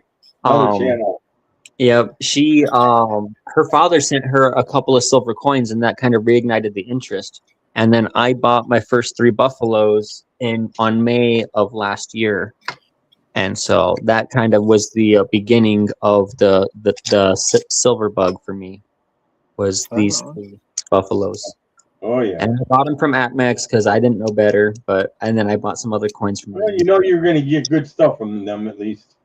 Yeah. Yeah, they have a great selection. They're a little bit pricey, but they have a lot. Like oh yeah, and they have inventory when other dealers run out. Like some of the lunar snake coins I was buying, like SD and JM Bullion, would sell out, and then APMEX still had inventory. And they'll buy from you too. Oh yeah. I got an APMEX bar too, OC Omega. Wait, that's a big one. What is that? A 10 ounce? Wait, yeah. What did? Yeah, 10 ounce. 10 ounce. Wow, I got a 1 ounce. I was going to say I have one of those, but no, I don't. I sent FG Stacker one of my 3 APMEX bars. I don't think they're APMEX branded, but they are their lunar bars. So I've got the 2012 Year of the Dragon and the 2013 Year of the Snake. And I sent him the 2014 Year of the Horse and my first silver trade for the Guitarist Rocker bars. But this one's still sealed in the little vinyl lollipop package, although a lot of it's kind of broken off the edges. And this one was in pretty good condition in a capsule. Nice. So these are I bought a JM Bullion 10 ounce Year of the Rabbit. It's pretty cool. But I bought that stuff like before I knew that, there's way cooler lunar bars. You know what I mean? Yeah, me too. I bought these ones for like $2 over spot from the same guy I bought my first beat pads and Philharmonics. So I think I picked mine up for $270 when silver was like $25.50. And I picked, so yeah. Now I mean, it's silver at that point, right? It doesn't matter. Well, I don't know, but I was kind of starting to talk about like what Catcom was saying about how gold. I think it's pretty much just hedged. Like it's gold and silver have always had the same value. We see these spikes in the prices with the dollar, but that's just the dollar changing. That's not the value of the gold or the silver changing. It still buys you what it did, like back then, like even 100. Okay, well, like let's say like 1970s, gold or gas was what, like 35-40 cents a gallon, right? Mm-hmm. And like a dime, how much? Okay, 30-40 cents. Or let's say it was 40 cents a gallon, and it would take 4 dimes. How much is a dime? 3 grams of silver isn't a dime. 14 dimes to make an ounce. Wait, 14. So it's 0.07 ounces in a dime because it's 0.715 in a dollar. So you take that 0.7 and add another 0 in front, and it's 0.07 ounces times 31 grams is 2.1 grams maybe of silver. 2.1 grams. And what's the spot price on silver right now? Like $85? 84 now. It's 85. So what's 2.5 grams? That's probably, I'm going to guess, I don't even know the math, but I'm going to say it's about $4, which is what gas is a gallon right now. But if we did the math, I can't do it in my head. I'm out here. Okay. I know a Morgan melts for $65 right now, so a dime is probably $62 to $63. $6.20, $6.30 for a dime. Oh, is it that much? Okay, so that means that silver is actually worth more now as compared to our gas prices, at least, than it was back like in the 70s. Yeah. So that's a good thing then. Kitco asked it's 85.03 right now. But I hear stories of like people I remember buying silver when it was $5 and $6 and $7 an ounce, and I'm like, holy shit, where was I? Yeah. How come I wasn't paying attention, man? Oh, I remember in the 80s selling all my scrap silver when the Hunt brothers were on a roll. I mean, when it shot up, you sold, huh? Nice. Yeah, I sold a lot of scrap silver back then. I mean, you couldn't beat it. Right. That was a lot of money back then. And it didn't last long, so that was like a total boon. It's not like it stayed there. It didn't stay there. You just made money. It went back down, and then you could buy more that was cheap again, like a year or two later. Yeah. So time would be $6.07 is the melt value right now. Okay, so that'd be California gas. Yeah. Well, actually, California gas is like $8. I think Pang showed it. It was like $8 $8.25 a gallon, man. I was like, what? And the price of a barrel came back down to 90. Yeah, and it was up. I remember High Desert Pioneer or High Desert. I think it's anyway. It was a channel that I follow, and he was saying, like, when is silver gonna? When will oil catch back up to silver or whatever? Like, dude, it already happened at 75. He's like, no, when is it going to happen again? And I was like, I don't think it's ever going to happen again. But oh my God, it's going up and down and crazy. It's like that has to do with the Middle East right now. But yeah, the war. Yeah, it went up to 110, but it's back down below 90. So that's all right. We are seriously we just entered World War III, as far as I know. Nah, I don't see that. I want him to finish the job this time, not like Iraq, drag it out. It's perpetual, man, and we probably shouldn't start talking politics anyway. Yeah. Oh shit. The major lobbying interests desire perpetual spending, and war is a big spender, so. The banksters fund both allies, and foes, and they make money off of whoever. It doesn't matter who wins or loses; they make money because they're financing the shit, man. So, yeah. Kind of like the medical industrial complex, and that. All right, let's not do that.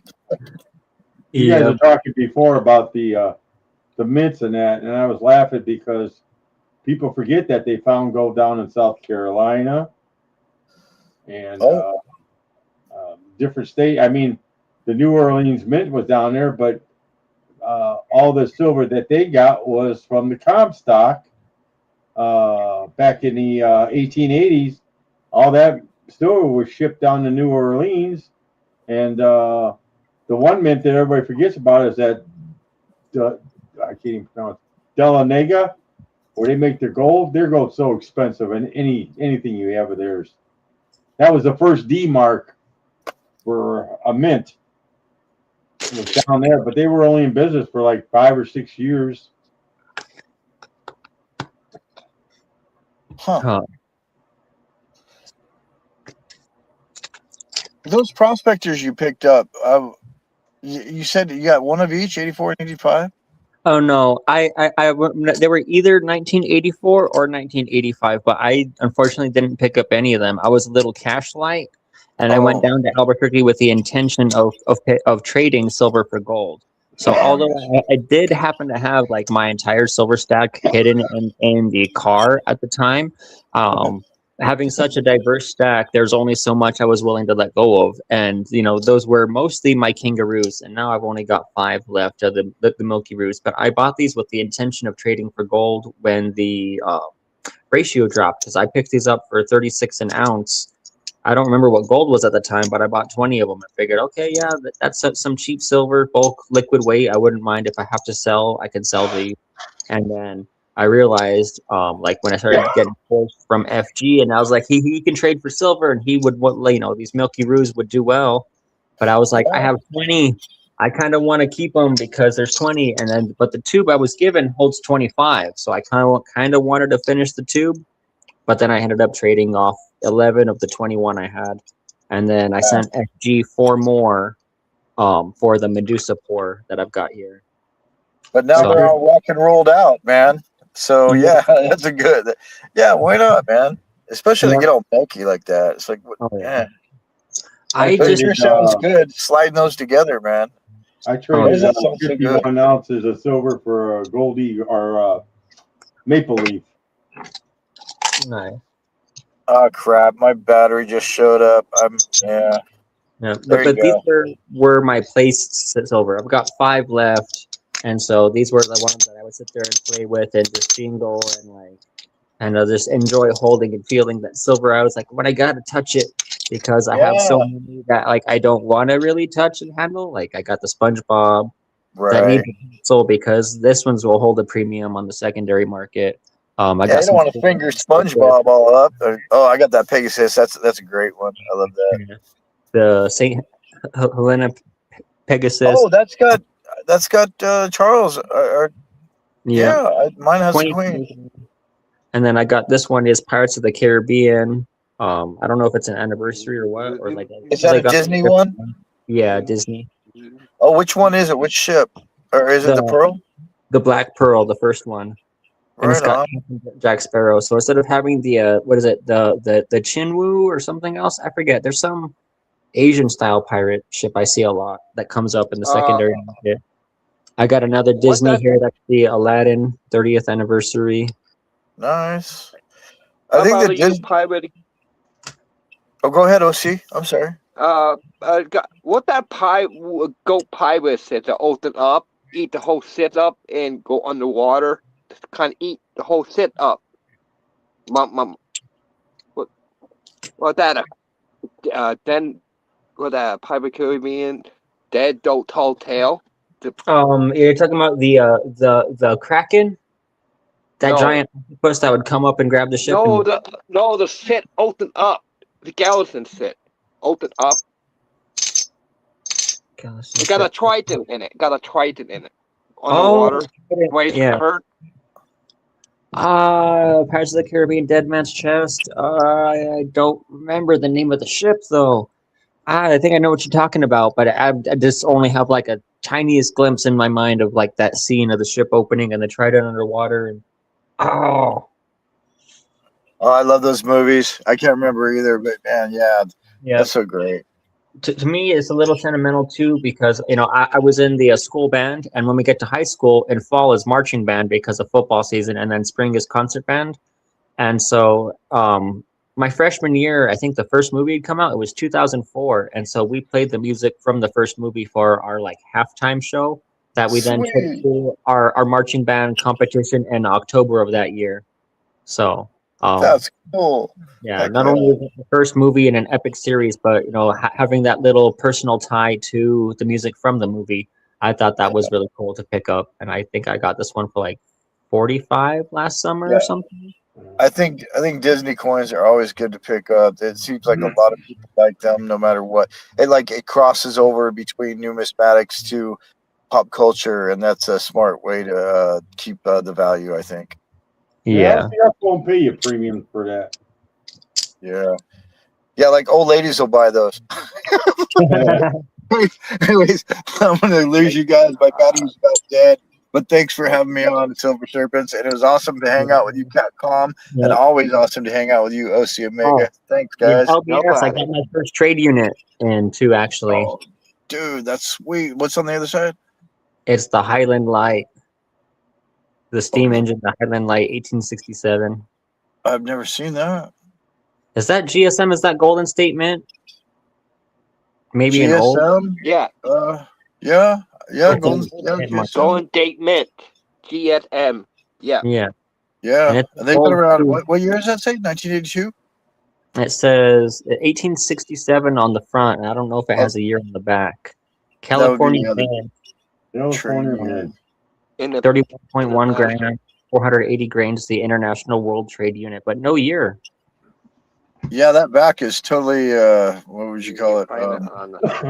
Era, yeah, that's very 80s. Yeah, for sure. That's definitely vintage silver. 39 fine silver just above the scale. Let me get my knife for a pointer. You could take a lens, like how you open the lens and then take a shot of it and image search on the internet, and it on the other side, and it'll probably tell you exactly what it is. Yeah. But anyways, I want to say goodbye before I actually just fall out. You guys have an awesome night, man. Thanks again. All right, man. Good seeing you. Great day. All right, we'll see you guys next time. Later. Yeah. Anybody hear rumors that the San Francisco Mint's going to shut down? I haven't heard that. They hear They're nothing. talking about it now.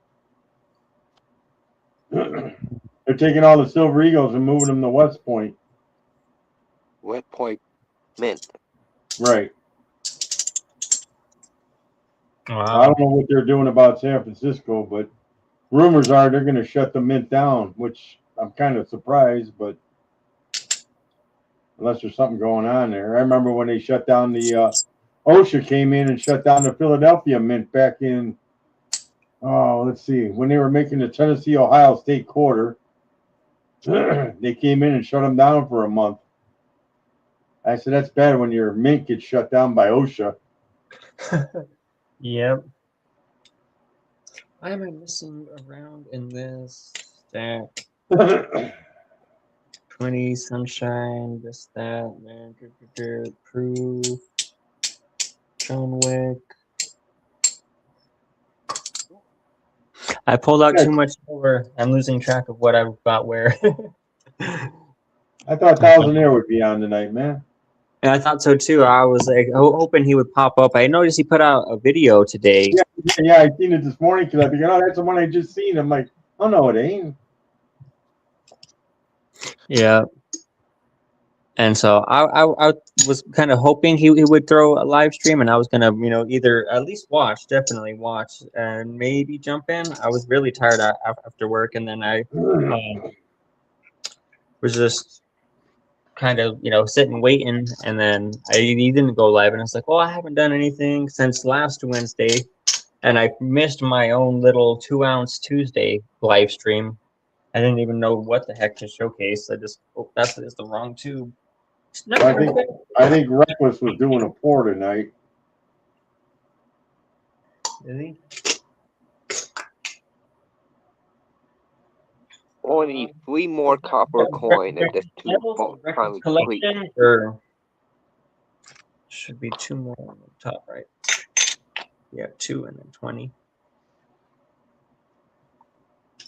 Michael and Nancy had their live show going earlier too. Michael and Nancy. Yeah, me too.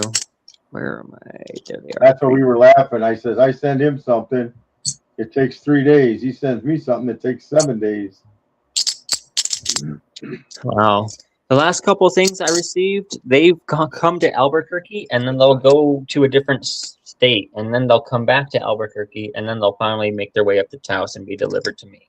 Yeah, I just sent something off to Arizona. Guy bought one of them congrats sets, and it says he's going to get it by Friday, so I mailed it Monday. So we'll see. Yeah. Only just 3 more copper rounds. The tube finally be filled. 2 copper rounds for the tube to fill up? No, 3 more. 3 more? I filled it. Yeah. Nice. Where I am missing a tube. I have the lid. I can't find the tube. And it was right in front of me because I know I emptied it earlier. I don't know. I should probably get another. I was going to order some tubes because I have some copper rounds I want to put either in capsules or in something better than the flips I got to protect them because I'll bet if you go to your LCS, he'll give you a tube. Mine gives me a tube.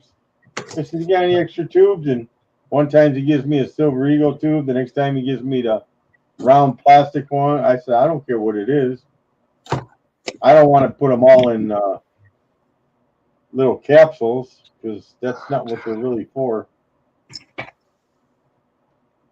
Yeah. I guess if I would like the type of tube I just lost. It's a Medallion 66 tube, I think is what it says. Yeah, Medallion 66 is kind of, I don't know if I can get the glare on the lid. I like the tubes for the 1 ounce bars. That's what I need a tube for. I got a shitload of them. I only have these 3 of the. Oh no, I've got 2 more. So I've got 5, and then I've got a 10-gram bar that's the size of a 1 ounce.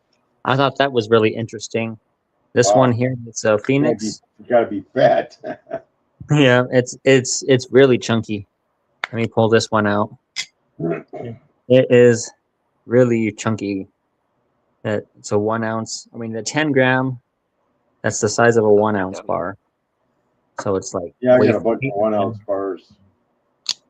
But I got a tube, for my Perth Mint bars because they're smaller than your typical Atmex and other generic bars. Where's my other cut saw mint bars?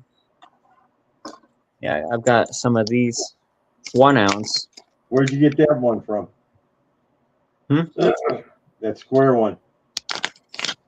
This one here, I got this one on eBay. I think I paid $7 for the tube, empty. Okay. Just because, again, because they are a different size than these other bars. They're a little bit smaller. I didn't want that rattle. And then I like the way that the lid really locks in tight on this one. It really. I have to ask my LCS if he's got any of those. He's got enough bars in that scrap bin of his. I know that. Yeah, because I mean I have an Eagle too, but I'm not a big fan that it's just these little dip nipples that keep the lid in, so it doesn't seem very airtight to me. I got this one here is that's why you put tape over them. But it's got that inner lip, and the top comes down and it locks into place. But a lot of the rounds I have and this one are smaller than the tube, so I don't have many Eagles, and so I keep them all in a tube with the Libertads that has the better lid, because they actually fit without rattling. But these ones here, and then I've got one like it that's this style, but it's actually the 39 millimeter. And then I've got this one with the intaglio rounds and a couple of other generics. And then I have, this one's full of copper. And I have a lid here for a translucent tube, but I can't find the tube for this stack of silver here. That's got my Buffaloes, Britannias, some Maples, a couple of other coins. And I know I just opened it. The floor ate it. Oh.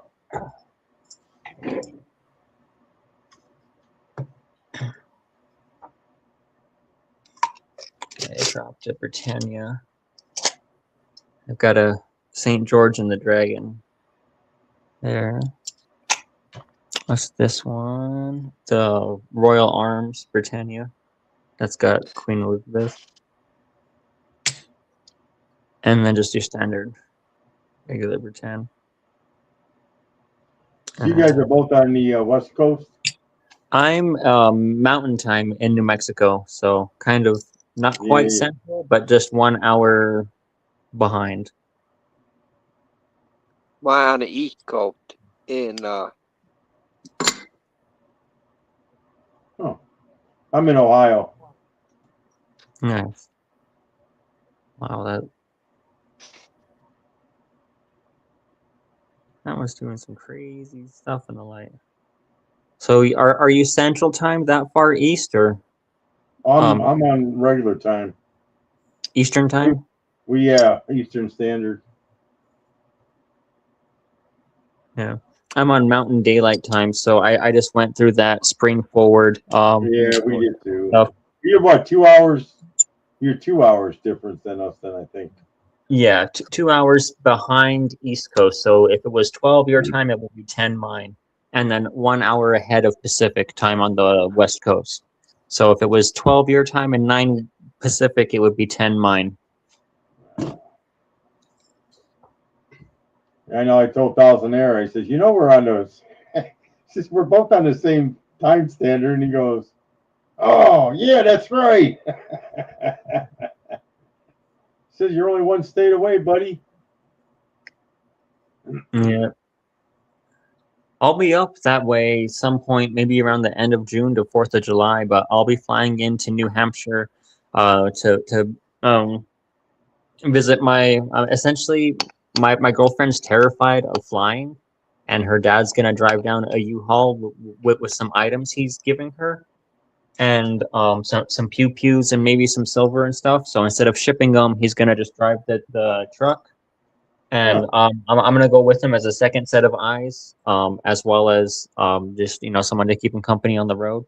So I'm not sure what our route back west is, but I'll be flying to the northeast. You'll be taking 90.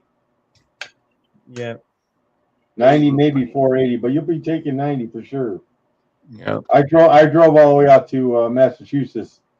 I think it was like a 12 or 13-hour drive from here. And yeah, it was about that. Yeah. I did it in the middle of winter. Thank God it didn't snow that bad. Oh yeah, shit, man, that would be a bad drive in winter. I don't know. I've spun out once or twice on roads with bald tires and vehicles that don't have anti-lock brakes, and so I get scared of driving on icy roads now. Like I start to I don't know. I'm like, but if it's wet and raining, I'm not as bad. But if it's snowing or slushy on the road, I don't know. It's got me scared a little bit. I'm not super terrified of it, but I'm definitely very cautious because I'm like, yeah, it's so easy to lose control, and then once you lose control, it's hard to regain in a timely I'm in manner. Ohio. We're used to driving in snow. Yeah, that's how we learn to drive. We go in a parking lot and do donuts and shit. And yeah, I know when I drove up there, it was all rain, and this was at Christmas time, and I'm like, for every every inch of rain, it's 10 inches of snow. And all I remember is when I went through New York, and I hear the truck drivers on the CB, and they were laughing. They go, "You been to Attica yet?" "Oh, no." And he starts singing, "I'm dreaming of a white Christmas." Boy, I hit Attica. Oh my God, they got snow. And once I got past there, I was all right. But I did 13 hours straight, and I was like, yeah, I'm gonna be tired when I get parked. yeah. So I think the longest I've done, I mean, I was driving to from Silver City, which is southern New Mexico. It's about 350 miles, almost an 8-hour drive from where I live now. But I was driving over to Northern California, so I took I-10 and made it just north of LA. And all together, it was I stopped to see my mom in Arizona along the way for like an hour or two. And so, but it was 14 hours on the road and 12 hours driving just to make it from, southwest New Mexico to, just north of LA. And then the next day we continued up north towards Arcata Bay, maybe about 100 miles south of the Oregon border. I think it's Oregon, above California, and then Washington's further up. If I remember correctly, my geography sucks. Yeah, I got a granddaughter who lives in Oregon. Yeah, I think Kalila lives in Oregon. And Silver Dragons lives there too. I had some silver backs I bought, probably last summer when I was first starting to get into stacking, that were his like limited editions silverback, and so I ended up mailing those off to Harry's Coin Shop. I mean, 2 Silver Dragons, so he could take him and get him signed at Harry's Coin Shop, and then mail him back to me, which he just did yesterday. So I should have those on Friday. And I'm actually going to send one of the 2 of them I have over to Brits and Sovs as sort of a thank you for all the poker chips he's gathered me from the UK stacking community. I would have mailed out, huh?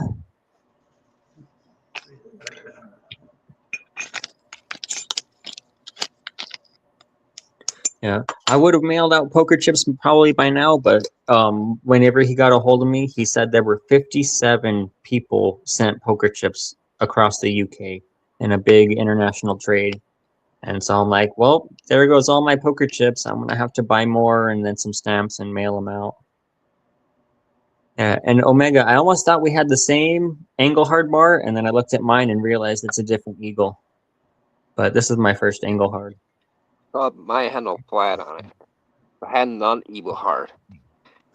Oh, yours is what is it? It's Sunshine. I want to get out. Is it Sunshine? Come on. I forget. You and Dragoon have the same. Is it Dragoon that have the same bar? What up, fish?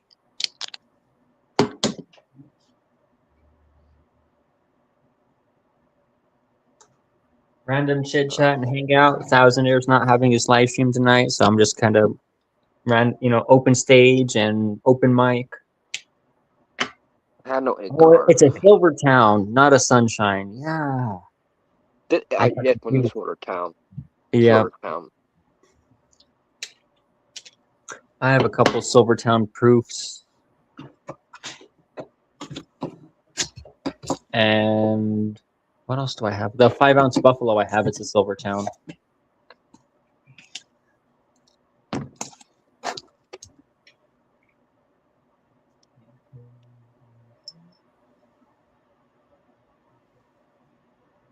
He's in LA and he's heading back to Florida. I hope he's flying.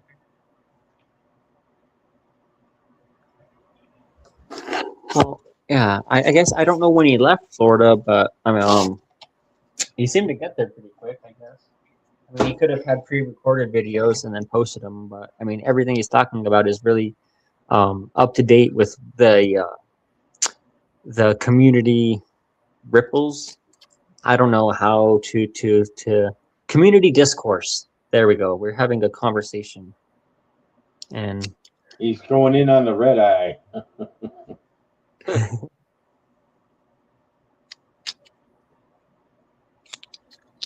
Yeah. And so I don't know. Watching the talking about 90%, seeing the run up on price in silver, I kind of wish I was buying more Constitutional when it was 25, 27 x face value, and I wasn't really paying that much attention. It wasn't until I started to buy Morgans and Peace dollars that I was like, ooh, 90%. I think I actually like this. And then now with just the spot price and the affordability factor, I mean, I'm still picking up ounces of silver, not as consistently right now because I'm paying off orders for ounces of silver. But my last direct buy and receive bullion purchase I made was 7 1/10 3/9 fine silver rounds, and I picked them up for $10 each. I think spot was like 80 to 85 at the time. And they're like, you had OC Omega, the Incuse Indian. These are only 1/10 ounce rounds though. Let me see if I can get my camera to focus. Yeah, is that a 1 ounce or a half? Hold on, I'm looking at it. And so I picked up 7 of these for $10 each. And so this, I don't know if that counts as my 2 ounce challenge. That my gold plated. Let's see here. 1/4 ounce. Wait a second. Here's a 1/10 ounce. Magnetic, right? I think I got to take this to a Sigma. I don't understand it though because they're in Littleton lollipops. Of course, any packaging can be replicated or Got a word down. What you call it? Oh, counterfeited. But I've got the gold-plated Walking Liberty from Littleton Coin Company, priced according to condition. I'm looking down the wing on the one, that eagle. What's the little tiny word down on the white side of the eagle wing? The tiny word under it. I can't see it. I can't see it on yours because the camera's not quite focusing. If yours are like mine, are they Golden State Mint? Across the top above the eagle, does it say? I thought so. Shoulder bullion round. On the real one, it says, "In God We Trust." Yeah. Yeah.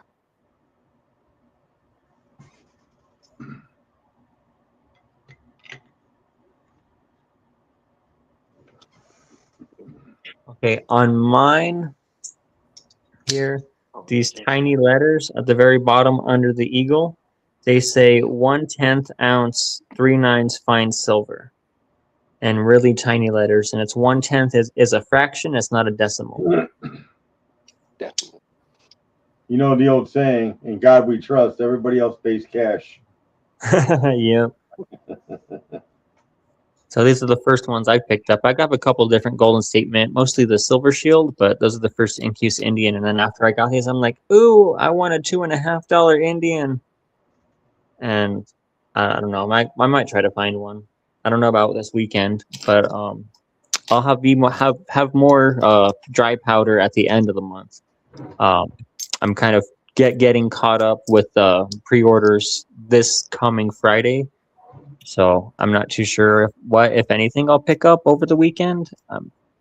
I mean, I'm talking to somebody about, and I'm really on the fence. I'm like, okay, will I regret not buying this more than will I regret? I have a NGC graded MS63 1889 Philadelphia Morgan dollar.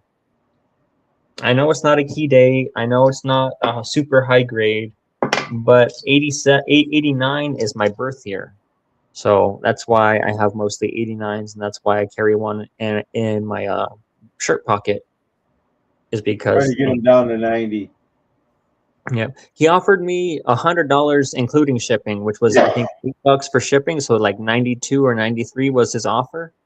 But if I can get 95 delivered, I'd probably take that. You know, if I could say, hey, would you do it 95 shipped, and I'd probably be happy.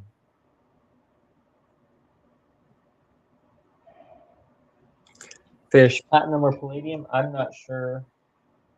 I like platinum, but my LCS don't have any.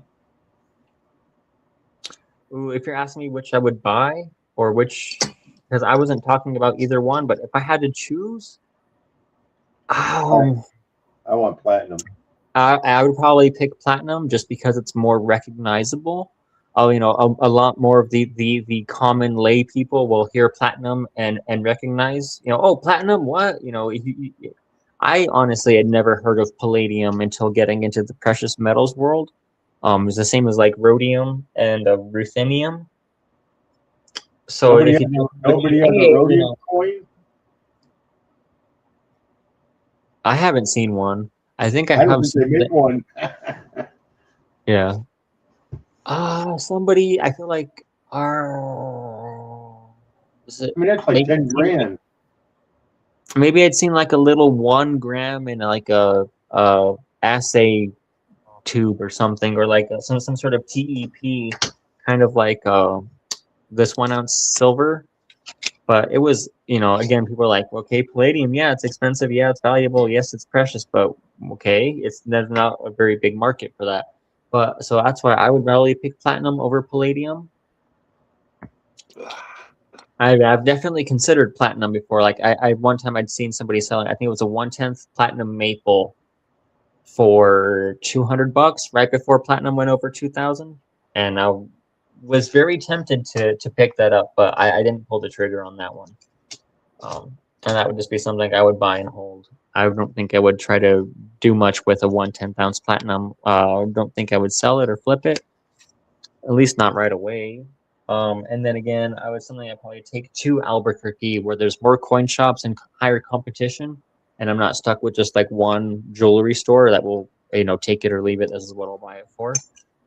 Because he's told me he does more buying than he does selling. So I assume that he counts on refiners and wholesalers to take the inventory from him that he buys from the public.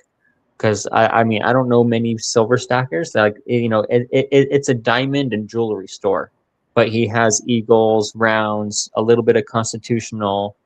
He said he has silver bars. You want bars? I have bars. I have ounces, 10 ounce, kilos, 100 ounce. And he never pulled them out and showed me, but he was listing off what he had as far as like what are you looking for? I probably have it, but walking in, it was mostly a jewelry showroom, and then I sat down at his desk where he had his Sigma and lamp and stuff right there to do business with him and talk about, okay, well, at that time I was looking to sell because I needed a little bit of cash, but I was discussing, okay, I know there's a buy-sell spread, but if I want to buy these back, blah, blah, blah, blah, blah. And unfortunately, I've never been back. I do want to stop in to start picking up little bits of constitutional, like some 90% dimes and maybe quarters, just to kind of build that relationship. As well as, if not, maybe just go in and be like, hey, do you have any like 1 gram gold or dos pesos or something small that I can pay cash for? in and out and just start to build that relationship. Because if he's buying things cheap and counting on refiners or wholesalers to buy them from him, maybe he'll sell close to spot or maybe even back of, especially in like instances now where refiners aren't taking alloyed silver and but they're always buying gold. They're not going to pay him spot. They're going to pay him back on spot. Yeah, I know that. And so I'm wondering, what would his sell price be? Because if he's not placing orders because he doesn't have a local customer base buying metals from him, if he's buying from the public and selling to refiners or wholesalers, then that's, the majority of his business model. So, buying from him might be cheaper than, might be back of spot as well, because he's still going to make some money and he might get a little bit more from me as a customer than he would from his wholesaler while still making a better deal. But I want to get in there and start to build that relationship and be like, hey, I'm looking for a dose peso, or do you have a 1 gram gold bar? I don't care what it is, a Valcambia, a PAMP, MGM, or whatever, IGR. Sorry, I don't pay that much attention to the 1 gram gold like I should. He doesn't have to pay for shipping that way. Yep. And just, maybe like once a month, like, hey, I want to buy a 1 gram gold and a couple of, 90% quarters, or like, go in there, be like, hey, I want to buy a dollar in dimes today. Can I come in on my lunch break and real quick just pick up, 10 dimes? I don't, Mercury's or Roosevelt's, I don't care. I just, just give me 10 dimes. How much, and just show up with cash and hang out, talk for a little bit and say, okay, well, I'll be back next week, and come back. Okay, well, this time I want 5 dimes, or, okay, well, this time I'm going to buy more. I want $2 in dimes, or, because I don't have hardly any constitutional. I've got 1, 2, 3, 4, 5, like 8 dimes, 2 quarters, and 7 silver dollars. But I've got almost 300 ounces of 3 9s fine silver. So that's why I was buying the Morgans. You get the silver fast. Yeah. I wish I would have bought more Morgans when they were cheaper. Like I really do enjoy having the few that I have. Like I said, I've got like 6 Morgans, 1 piece dollar, and that's it. So like I know a majority of Ping stockpiles, his stack is constitutional halves and piece and Morgans. But I look at his tubes, or even your 1 tube, and I'm like, would be so cool to just, because I would feel more comfortable, handling it like I did my kangaroos. That's like hey, silver. I can touch it, I can hold it, I can flip it, and I'm not going to worry about dropping and breaking a capsule or scratching a proof or, something like that would, affect. And my upside is some of them, if they let me pick the dates. Like tonight, I sold 4 of them at my coin show and the club we have. I doubled my money, so I'm like, I guess I'm going back and buying some more. Yeah. Yeah, avocado stacker. I got the Mexican silver bug too. Kangaroos. Yeah. Hey, fish. You might be happy to know I am down from 21 kangaroos to only 5 kangaroos. I traded some for gold. I sent 4 to FG to be melted, and I've only got 5 left for some junky, ugly. I want to play with something silver. So the roos have been reduced. Oh, and I found my Philharmonics. I was a little sad. I mean, I wasn't too bad. I got like $3 or $4 back a spot when I sold 3 of them, and I picked up my 3 best ones. But spot was like 37, and I got 34 each for 3 of them. Like I said, I only needed like $100 for gas and groceries because I overspent between my paychecks, and I didn't want to not follow through with the sellers I was buying from and be like, oh, I'm sorry, I didn't budget right, I can't make the purchase, and back out. So I made good on my buys, and instead sold 3 ounces locally. But that's one of the 2 times I've been into his store. Again, he's open the same hours I work, so it's kind of inconvenient. I know. I keep a stash of cash, so I want to go in my LCS. He knows I'm paying cash for everything. Yeah, I want to go in with cash. There's actually a number of businesses in my area that if you're paying with a credit or debit card, they'll actually charge you that like 3 or 5% Visa Yes. fee. And they're like, oh, there's a cash discount. And you're like, what? And like, yeah, it costs more to use your card because they're sick of eating that 3% on their end. So now Right. they're just straight up being honest. Okay, if you're going to pay with a card, you're going to pay more. Well, being old school that I am, I had to get my daughter to show me how to set up Zelle.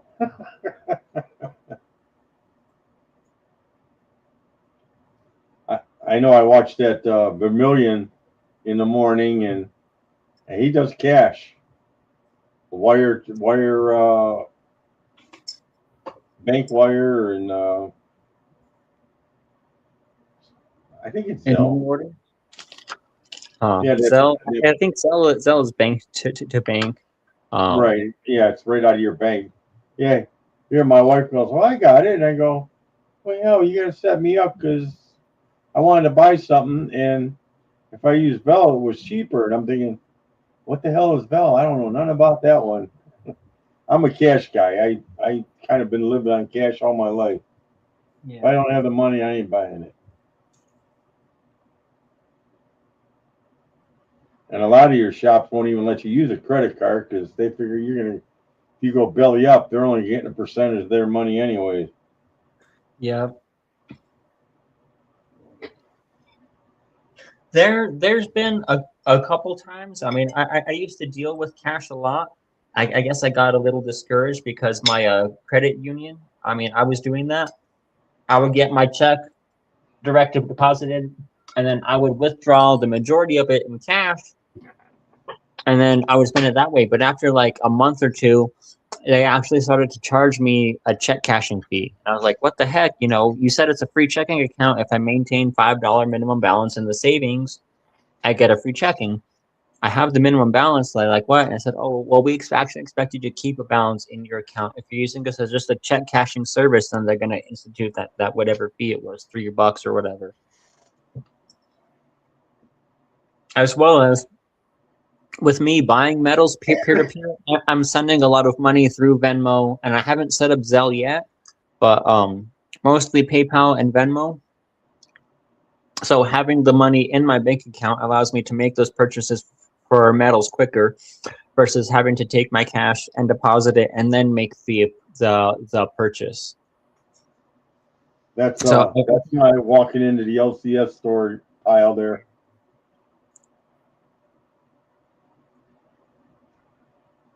Yeah, I do miss carrying cash though. I still like looking through my change. I used to be so fast at calculating change and cash back. I would be faster than the cashiers at the stores. Like when I was a kid, and they would give a total for whatever my dad was buying. I would see the money he was paying the cashier, and I would calculate the change back and how to give it with the fewest coins before they could even enter $20 on the register. If it was like 1843 and he paid with a $20 bill, I'm like, okay, that's $1.57 back, and that's $1.75, a nickel and 2 pennies. If it was 1567, okay, that's $4.33 back. That's 4 ones, a quarter, a nickel and 3 pennies. You got to remember, I grew up. Our cash registers, you still had to do the math in your head.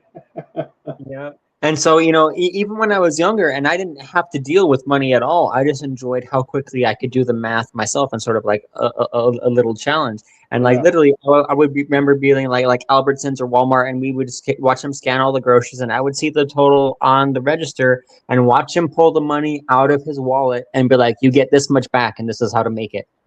And they would look at me like, what? I'm like, yeah, and punch it in. And I punch it in. And I'm like, oh, yeah. And it like exactly I told you, okay, if it was, 64 cents back, okay, that's two quarters, a dime and 4 pennies. If it's 78, 3/4, 3 pennies. If it's 82, 3/4, a nickel and 2 pennies. And so I would figure out the fewest coins to make the accurate change, as well as the dollars, before they could even punch in 20 and enter on the register. Not so much anymore. I don't challenge myself as much, but having that quick mental math has really helped me out on construction job sites when they're like, okay, Matt, we need our RO for the door is 72 by 38, and we need an extra 3/4 on top and 3/8 on the side. What's the actual RO? And I'd be like, okay, well, you need to add blah, blah, blah, and just, real quick, frame it out. Or like, okay, we have a roof pitch on this much and this, pony wall so far away. What's the height of the pony wall? Yeah, I used to have to do all that when I was doing my machining and that. You start dealing in thousands. Yep. I've only dealt with thousands as far as like reloading and measuring my brass, neck diameters, case length, cartridge length overall for the ogive and whatnot. And that's a whole other rabbit hole I deep dived into during the cough of 2020 was the Second Amendment. Seeing ammo supply dry up and prices skyrocket, I was starting to get into reloading a little bit before then, but I was like, okay, I need to get powder, I need projectiles, I need primers, and I can reuse my brass, so I'm good there. And started to acquire some of that, but then now like primers are still triple the price that they were before, powders are more than double, and brass has gone up quite a bit as well if you're going to buy it new. We used to buy at the mill when we were there. Guys would all pull and they'd buy 1,000 rounds at a time. But it was at 7.63 or whatever the AR is. Yeah, 5.56 by 45. Yeah, 1,000 round case used to cost $270, $290, and people were like, where are you going to reload it? You can buy it for less than 30 cents a round. You can buy it as cheap as you can reload it. And I'm like, and then all of a sudden the ammo supply dried up and it went from 30 cents a round to 85 cents a round. And everybody's freaking out. I can't get ammo. And everybody. One guy I worked at that Smith & Wesson revolver that shoots the 50 cal or something like that. Oh yeah. He's like, it's $7 a freaking bullet. That's almost as much as a 50 BMG, but yeah, so some of those obscure calibers. And my girl, her dad was saying that he's got an old Smith & Wesson revolver that's chambered in 32 long. He was gonna bring her, and I heard that, and my ears perked up, and I'm like, "Ooh, that sounds like a sweet gun." But good luck finding ammo. That's gonna be an obscure online order, if it's even in production. But if you can get some brass and some lead molds for casting, then I mean you can reload it all you want as long as you can get the brass. Yeah, my buddy, he does his I get my 9mm from him. He does his own setup there for 9s. Yeah, I'll go out to this place and we'll shoot.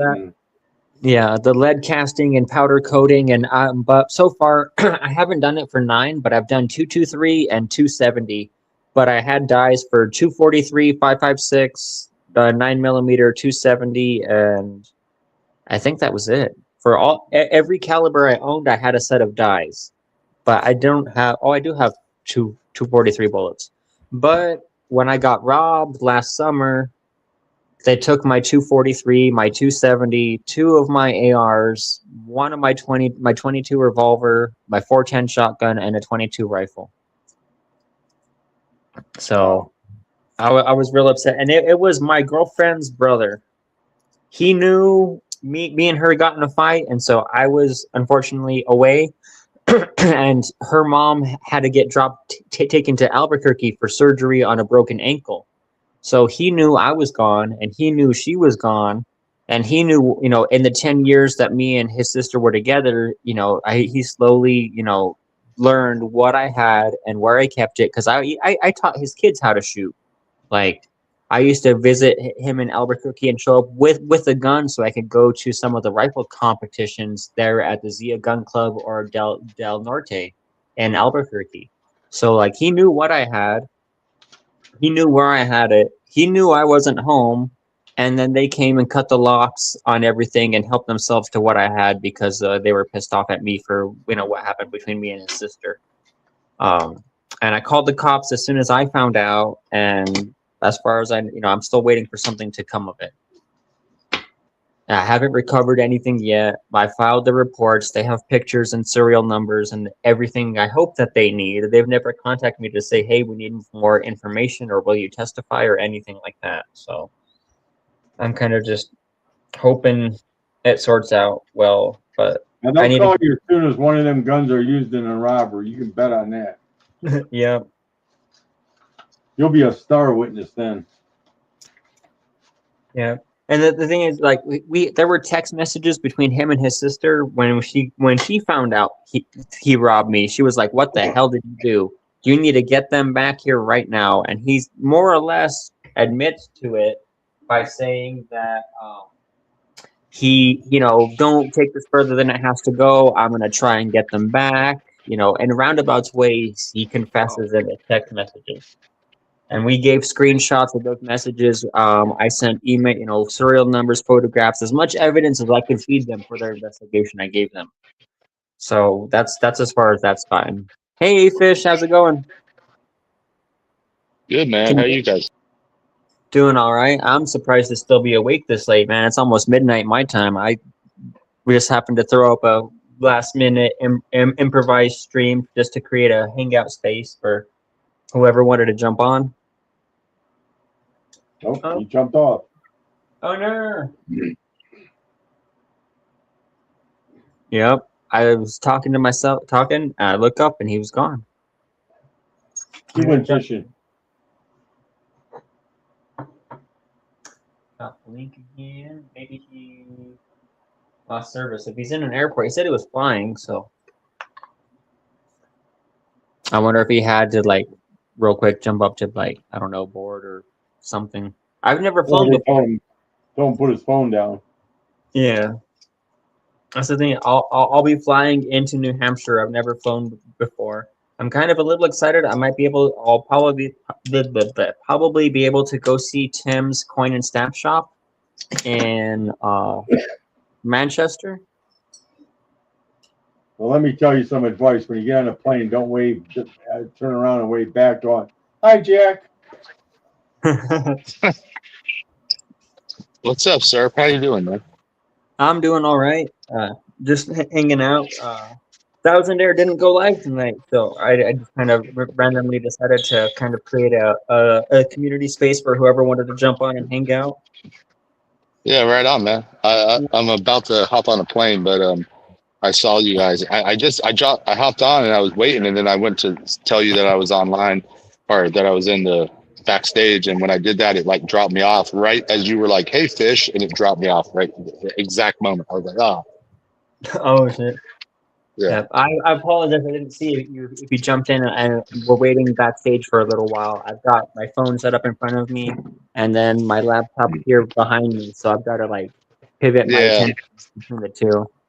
No, it wasn't that long. I was maybe 5 minutes backstage, but I was at that point, I was well, he doesn't know I'm backstage. So I went to comment, and when I went to comment, the thing is when you're on your phone and you go back and forth between StreamYard and YouTube, or you get a comment, it kicks you off of the stream, and then you're like, oh, crap. So you comment, but then you're no longer backstage. So I'm like, oh. So that was my bad. So what's up, man? How you guys doing? I'm doing good. Getting things together. Sorry, go ahead. I'm just kind of getting through the tight squeeze of February. I kind of messed up around at the end of January when gold and silver tanked. I FOMO'd into a 1/10 gold maple and spent February paying that off. And so I'm finally caught up with that. What did you pay? I mean, how bad on a 1/10? I mean, $536 for a 1/10 gold maple. That's not that bad. I mean, because we're at what? We're at 5,100 or 5,150. So if you're 530, you're $15 over spot. That's nothing. That's pretty good, actually. Yeah. And so I finished paying that off 2 weeks ago. I ended up ordering some copper buffalo rounds from the same coin dealer, and those came in earlier than expected. So once I pay those off, when I get paid tomorrow, I'll get that gold maple and the copper mailed out to me. But so that's when I'll take possession of that. And then the same dealer, the Silver Linings Enterprises, I had the big mega box opening from. I had more pre-orders from him that came in, so I owe him about $400, and I'll pay him up this Friday, and then have him ship out everything that I purchased then. Because I wanted to make a video about the World Money Wins Challenge, but I don't have the silver that I paid for in February yet because I'm kind of catching up on the total balance before I have him ship everything out at once again. But I picked up 2 of the 2026 Libertad tributes from Intaglio Mint for $85.50 each. And I paid those off in February, but I'll be receiving them later this month. What are you doing with that copper? I was thinking about trying to sell it either on Whatnot or Pure Metals. I'm not too sure. I don't really want to step on Blue Collar's toes by selling copper, but it's okay. I know that he does, but you see, I don't think he has these Libertad tributes, and so like I picked up 1 tube of these to either gift out or to flip, and I figured if I could sell these for like $5 or $6 each because they're Intaglio Mint, that would turn me a small profit, and they've got all the eagles on the back, exactly like a Libertad, but they're copper instead of silver. You do realize it's a capitalist country, right? Yeah. Yeah, and so, you're not going to hurt Blue Collar's feelings because, like, him and I were talking about. I was going to sell him some of my copper, and then I was like, "Well, hold on, let's see what it goes for." And then I looked online, and I was like, "Never mind." And then I sold it. Like I just sold 3. They're Geiger 10-ounce bars. I got them for $20. I sold them for $95 a piece. Damn, so, nice. Yeah, I just sold it. And so I mean, if you got copper that you're low on, like the numbers have been pretty crazy what people are willing to pay for it. So and I wouldn't be undercutting his prices or selling designs that he has. Hopefully. So, I figured when I asked him about his pricing, I wasn't trying to say his pricing was high. I was more or less trying to figure out what I could sell my copper for. So when I told him, hey, I was buying these for just under $4, well, that's because I bought a whole tube, otherwise, they would have been more each. And so selling them individually, I figure if I can get 5, 6, maybe 8 for these Libertads, I don't know. I don't really want to rip people off, but if I could sell half the tube and make my money back, I would be happy because then I could feel more comfortable sending out some of these as gifts. I kind of wish I got 2 because they are really nice. I think they're nice. Well, they're really nice. I mean, I'm not sure on those Libertads, but I can tell you that right now the wholesale market on copper 1-ounce rounds is like $1.60 to $2 a round. So that's wholesale. So if you're buying, say, 10,000 to 15,000 ounces of copper at a time, you're gonna pay $1.60 to $2 a round. That's wholesale, and then you can flip all that, and you can flip it at whatever you want. 5, 6, 7, 8. I mean, it's all going pretty high, but yeah. So you don't have to worry. Like you just sell your stuff for what you don't have to worry. Like Blue Collar, he's cool, man. You don't have to worry about it. You're not undercutting him, man. There's like hundreds of thousands of people selling copper. He's just one dude. Now he's doing amazing things, and he's moving massive amounts of copper, an insane amount. But he's just one dude. Like you're not cutting into his, by you selling whatever. It's like it's not even a thing. There's no way I could afford, probably a big wholesale order to get that kind of a bulk buying discount. I mean, maybe if I went in with somebody, and I think maybe he's offered to be like, hey, on the side between the two of us, if you wanted to buy some from me to resell, I could cut you a bulk deal. But I was kind of paying retail prices for copper and kind of maybe hoping I could flip it for a very small profit. But that was the only reason. Other than that, anything else I picked up was like because I wanted it. Like I have some other Intaglio rent rounds that are based on Italian paintings by an artist. I picked up one of the Natural Wonders because I like the Northern Lights, Halloween because I thought it was cool. Kind of the same thing with these 1-ounce tarot cards I picked up: the Kiss of Death, Purity, Sorceress. It's just kind of more so little one-off collectibles that I wanted. But there are some things that I got, again, one-offs that I wanted, not necessarily to flip, but like there are some things I did get in quantity, thinking maybe I could sell some of this, or if I send it off in mail calls with poker chips, that would be cool too. I wouldn't be absolutely set on turning a profit on the copper that I purchased.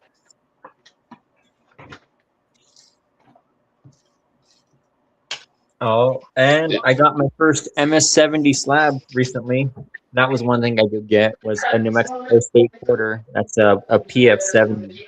It's my first perfect coin. There you go. That's cool. Yeah. I dig it. Yeah, that's nice. Yeah. I'm debating buying an MS-63 1889 Morgan.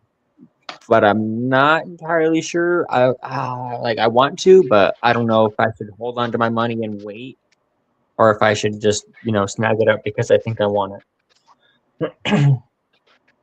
Yeah, and MS what? 63. Yeah. Of what? A Libertad? No, of an 1889 Morgan, and that seller offered it to me for $100 shipped. This isn't that coin, but so I know that's high for Morgan. I did look it up on NGC that the cert is authentic, and the NGC values that coin at $120. So I would pass. I would totally pass. Unless it's an actual key date, numismatics are dead, in my opinion. Yeah, no. Like a real key date. So, but real key dates, you're looking at like 4-figure. It's got to have 4 digits in the number, and other than that, it's nothing. Like it's just. If it was an 89 Carson City, it would be a 4-digit Morgan, but an 89 Philadelphia is like the second highest 321 mint number. So I know they're extremely common. It's not a key date, and it's not a super high grade. So I'm kind of wondering, will I regret not buying it? Is what I'm asking myself. If I buy it, I might regret it, but I wonder if I don't pick it up, like, will I be like, oh, I didn't grab that? But I only regret not buying another 5-ounce coin when silver was still $30 an ounce, because I could have bought it for $200, and now it's like $650. One of the lunar snakes from the Perth Mint, I wanted to get a 5-ounce coin because I've got the half, the 1, and a 2-ounce, but I wanted a 5. Really this rise in spot price, it just has gobbled up premium everywhere. Whether it's like bullion type numismatics, like modern kind of premium stuff, or whether it's actual old numismatics from that has an 18 or in front of it, like it's all been gobbled up by the spot price. So unless it's actually rare, unless it's actually unique, like if you find a 1916 Denver Mercury dime, that's an actual rare coin, right? That's a rare coin. But if you find a 1921 Walker S in high grade, that's a rare coin. But the majority of the stuff out there is just all the premium's been gobbled up. It's just not. It's a sucker's game. I would personally just be very careful, because it's just been all gobbled up. It doesn't matter whether it's it doesn't matter what it is. I mean, $100 silver has gobbled up everything. Oh yeah. That's what I've seen. I bought 10 Morgans. I sold 4 tonight for 110 each. I'm gonna go back to my LCS and buy more. I belong to a coin club, so them guys are, and I know the dates, so I pick them out when my LCS lets me go through the whole bag, and they're in good shape. He don't even go through them. I just throw them in the bag when he buys them. Man, you got people paying 110 for fairly common date Morgans. Keep it rolling, man. They're not keep it rolling. I had a 1901. I had a 99S, 01S. I mean, I know the dates of the Morgans, which ones are the tougher ones to get. So it works to my advantage, especially if he lets me go through his bag of Morgans. Yeah. Hey, you know what? Anyone who can pick it up, I don't knock them. You know, if you can make it work, if you can flip it, You know. But Yeah. I've been doing this a long it, time, so I mean, yeah, I might. Well, I'll just concede. I definitely have not been doing it as long as you, but I've been in the numismatic game a while, and it's just it's drying up. I mean, but it's just like what's rare, right? Like rare dates are in key dates are, you know, they still hold their premium and they still demand good dollars, but you know, a common date, you know, an no, yeah, 83 common dates, cc, right? And like an 83 cc, people say, oh, it's a Carson City, it's an 83 cc. Who cares? There's just thousands of them. Everyone's got them. Like they're not, like, you're overpaying for them, you know. Like there's so many quote unquote like key dates that are not key dates, and so people get suckered into buying stuff that they think is rare, but it's not. You know, like rare date, like truly rare stuff is legit. You know, and hey, you know, you find a 55 double die on a cent, right? You know, that's a legit one to get. You know, that's tough. I mean, it's difficult to find that. And that thing, that's $1,000 coin there. 100%. Yeah, you're absolutely right. But that's not what people buy. What do? They go buy an 1884 Carson City, and they're like, hey, look, I picked up an 1884 Carson City. Yeah, you and everybody else. It's worth nothing. It's worth what it is. Yeah, it's about $250 for one of them GSAs. Right.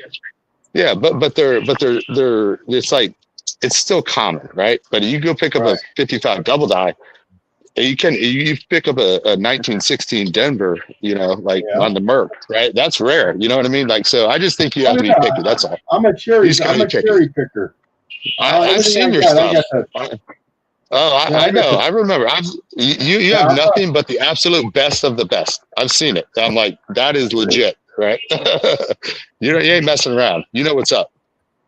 Yeah. You know, I know what I pretty much know what sells, and right now, even your coin dealers are saying the most overrated right now is the Carson City, with the exception of the 79, the 89, the 93, and the 85. Yeah. I was gonna say the 89 Philadelphia is very common. The New Orleans is pretty very common too. But the Carson City 89 is like the second rarest or third rarest. There's only like 350,000 minted at Carson City that year. I had to pay. I actually sold gold to get my Carson City, but it was worth it. I didn't have that one. I'm not kidding. Let you guys go. Hey, thanks for having me. Now, if you had an 89F that was MS63, I'd pay $100. Yeah. That's what I'm wondering. Like $100, like like another thing I was thinking about buying 2 half-ounce rounds. Somebody was saying that they were asking 94 for the 2 half-ounce rounds. That are more.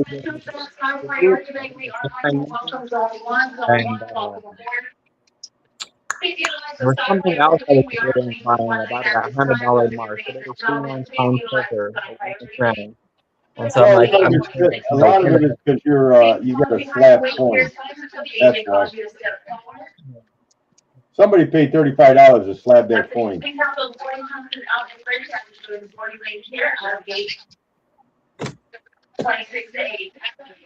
I don't have a slab Morgan yet. My first one was sold to me as like a quote unquote great one. Has a little bit of still.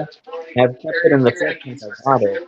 But again, it seems like I don't have an account. I don't know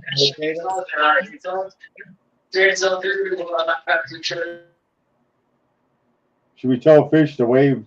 Say hi, Jack.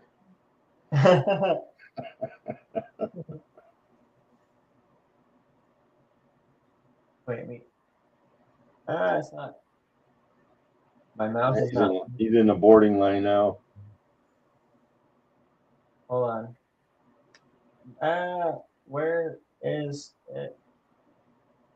It's not unmuting. Shit, my mouse is gone. My mouse There he is. Can't unmute. Okay, he muted himself. I don't know if he's Yeah, talking. he's in line. That's why. Hey, yeah, I'm sorry. I dropped my earbuds out because I was like, it was like really loud in here, so I was like Oh, trying okay. to I not heard like you. blast you guys with. And I saw you talking. I tried to unmute you, and I guess you had muted yourself. So I was like, Yeah, I'll try I to. muted yeah, I muted myself because I was like, all right, this is obnoxious because Yeah. they call everybody. So yeah, anyway. So I just want to say, hey, thanks for having me, guys. Having me on. I'm boarding the Thanks for plane right jumping on. now. So All right. So travels, man. yeah, all right, brother. I'll catch you later, man. Oh, Make sure you Later. I meant to get back to you. I'd like to be if anytime you want on the Creator News Network. I'd like to be a guest sometime. I haven't gotten back to your email. I did write down your phone number, but I haven't saved Yeah. it in my device yet. All right. Uh, Send me a text, man. Save me. all right. We'll hook up. Sure. Yeah, we'll make it happen. Hey, thanks, guys, man. Catch you guys Thanks. later. Safe flight, man. All right. Thanks.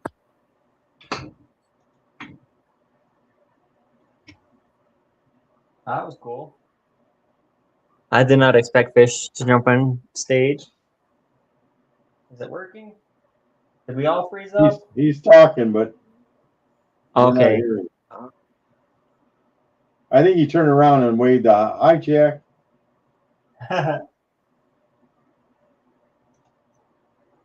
Yeah, he's froze. Yeah. All right. Yeah, I took him off the stage just in case. That way, if he just whatever with his phone, if he unmutes or brings up the camera, he's not broadcast to everybody else. I just okay. 90% is not magnetic, right? No. Okay. No. I am tripping out a little bit because my little magnet that I had here, I realized it was sticking to my gold-plated 90%. So I'm like, what the heck is going on with that? Just an earring. Oh, anyway, I guess I do have a big magnet here, and it doesn't stick to that. So it's not magnetic the same way like my poker chips would be. I mean, that's strong enough to almost hold the entire tube, but I mean, it'll pull it off my hand. Oh, that one's plastic. But this magnet is not sticking to the 90%. But I had that tiny little neodymium. I was sliding on the coins and bars earlier. That one was sticking to this one, and that was how I knew the telltale sign that my very first eagle, quote unquote. I didn't know anything about premiums, and I thought, oh, a backdated eagle would be less because it's an old one. It's not the new one, and I bought a 2022 eagle off of eBay below spot price, and this thing is not. It's fake. It's weird because this magnet doesn't stick, but the little one does. But there's some rub on the dress. You can see copper coming through. The beads are all wrong. The detail's not right. It's just. Yeah. And so I emailed the seller, and he's like, "Oh, I'm sorry, this and that, and so I offered. I said, just send me my money back. I think I got like 90 or 95% of the money back because I wanted it. I was like, I'll at least keep this one. He said, send it back and I'll refund you. And I was like, no, just give me most of my money back, like everything but shipping, pretty much. And so, I hate that as a lesson. Thousandaire was putting his Morgans on there, and he had one bad one. He's yeah, like, I tripped out. I was trying to tell him to use the pre-1900 90% and not the 1945. But then in today's video, he highlighted where it was set to the pre-1900 90%, and it was still reading bad. But that ping he was doing, it might have sounded off. Like I couldn't even tell when he did the ping. You can drop it on the counter, drop one real one and one fake one, and you'll know. Yeah. You'll be able to tell. I don't know if he has any of the pesos, the 25 pesos, but these, they're the same size as a Morgan dollar, but they're only 72% silver. They're the same diameter and almost the same thickness, but they ping really differently. Yeah, but if you put 2 Morgans and drop both of them, you'll be able to tell. Yeah. And so is the peso, and then the Morgan is a little bit higher pitched. Yeah. Higher the pitch, the wheel solar red. Yep. And this one's only 72%, so it rings I got lower. terrible hearing, so I can't do that one. Yeah. And they call it. My smoke detector goes off. I can't even hear it. I got no high pitch I left. can remember because I do cherish my hearing a lot. I did also- too until I lost it. Because with my background in I'm in music. I was a high school musician, but we were still a good band. I got in trouble my junior year, so I didn't go to the state concert band competition that year, unfortunately. But the concert band won the state competition all 4 years I was there. But I was a 3-time state champion. We outscored our entire division and the division above us, and we were just a small, little 30-piece ensemble from Cobre High School in Baird, New Mexico. Which, I really knew for the longest time, cobre meant copper. And we were the Cobre High School Indians, and then they had the Silver High School Fighting Colts, and I used to think it was kind of interesting, the settlers versus the natives, because we were the Copper Indians, the Cobre Indians. And it almost always get the announcement wrong. They call us Cobra or Corby or something weird. Yeah, I was tone deaf from day one. And then I'm working in a steel mill. That just took out the high pitch out of my hearing. Oh yeah. Oh, grinders. I think grinders are the worst for ears, and even with earmuffs, you can feel it in your jaw, and it just drones on and on. Dude, I had earplugs in, earmuffs over them, and boy, when them 2 pieces of steel pipe hit each other, shit. Board and a chalkboard. Yeah. As like I seen this one reel, and I think it was a woman asking, it's like, why can't men hear anything? And it's drills, grinders, chainsaws, circular saws, jackhammer, grinders, Dinner plate. hammers, all these tools, and it had a little clip of them all being loud as fuck, and then it's like, and then you say, man, all quiet. There it is. I found my little baby. My wife thinks I got selective hearing. Yeah. I always tell her it's the right ear, so she'll go to the left ear, and I go, no, wait, it's the left ear. Where it is. Okay. So, like what I was doing earlier here on the FG port, the magnet will slide on the silver. Oh, there's something sticky on that side. Really, yep, that stuck to my finger and it fell off.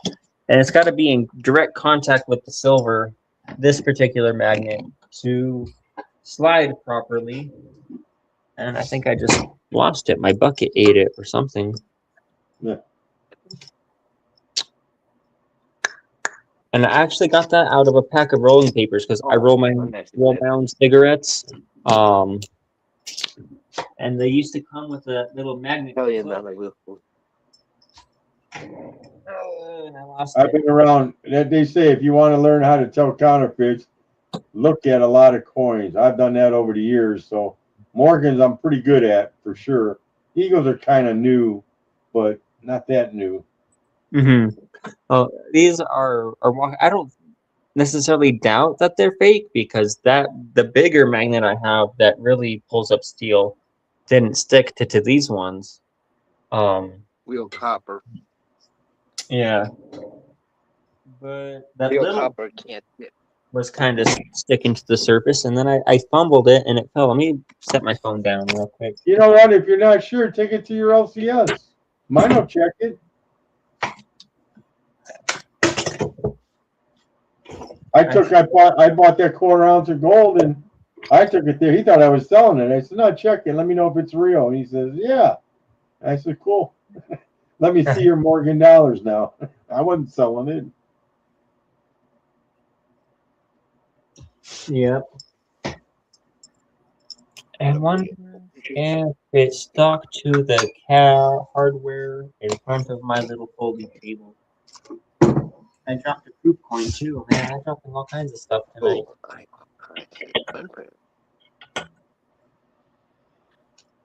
Well, I'll find it later. Yeah, leave it for the sweeper.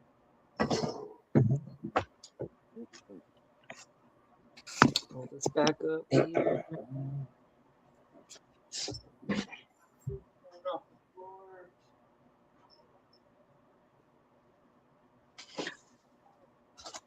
Yeah, I'll have to sweep the floor with another magnet or something to find that little one, because it's like smaller than a pencil eraser. Who was talking the other? It was a couple of days ago about trying to tone a coin. I don't know if it was Dragon or because a buddy in our club did that, and I told him, I says, he wrapped it in paper towels, put it in a styrofoam cup, and put it in the back of his drawer, and left it there for a couple of weeks. And when he brought it out, man, the Silver Eagles had toned really good. Wow. Well, you figure the paper's treated with chemicals. Yeah. The styrofoam cup is chemicals. I don't know if you guys ever did that as a kid, but try to pour gasoline in a styrofoam cup. Yeah. My dad's he's done that for fire starter. I'm like, you're making napalm. Well, once you pour it in the cup, it's already leaking out. So. Yep. The gasoline dissolves the styrofoam, and then it just becomes more flammable and super sticky. I guess. You ever see how they make styrofoam plates? They put one drop on this plate, and it just expands, and then they come down on top of it. It don't take much to make a paper plate or a styrofoam plate, I guess. Huh. I wonder if it's almost like the spray foam insulation, where like it expands that much. I know that. Yeah, to like several thousand times its percentage of liquid volume as foam. I put that in between a wall and start pushing the damn wall out. Yeah.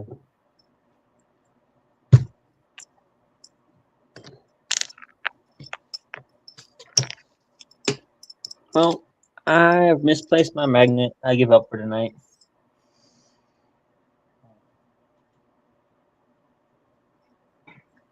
I got a friend that can put a magnet and it'll stick to his head.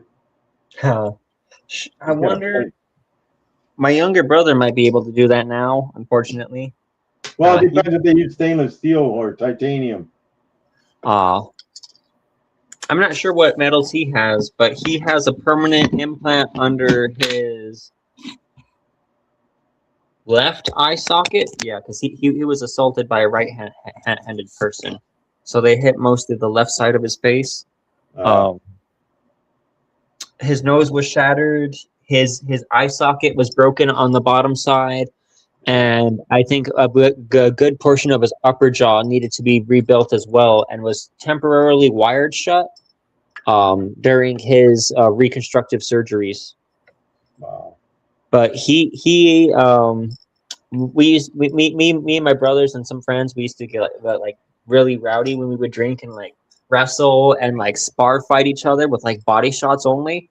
Not quite a full-on fist fight, but like 85% of a fist fight. You know, full force, body contact, rules and regulations. You know, no beat the shit out of each other. It was like, okay, we're going to practice fighting and sparring, throwing and taking hits. You know, and to kind of toughen up type of a stupid drunken rowdiness. And he was doing that with somebody, and somebody flipped out and tackled him to the ground and put a gun in his face in the middle of this house party. And he was like, "What the fuck are you gonna do? You're not gonna shoot me in front of all these people here, you know, blah, blah, blah," and was talking shit to this person. Must have hurt their ego, because they ended up going from pointing the gun in his face to turning it around by the grip, and then pistol whipped him in the face repeatedly. While he was kind of like laughing at him, Fight Club style, like, ha ha ha, you know, what the, you know, and he did end up going to the hospital several hours later, and that's when he got sent out to El Paso for reconstructive surgery and all the stuff they needed to rebuild his face and make sure ultimately he didn't die.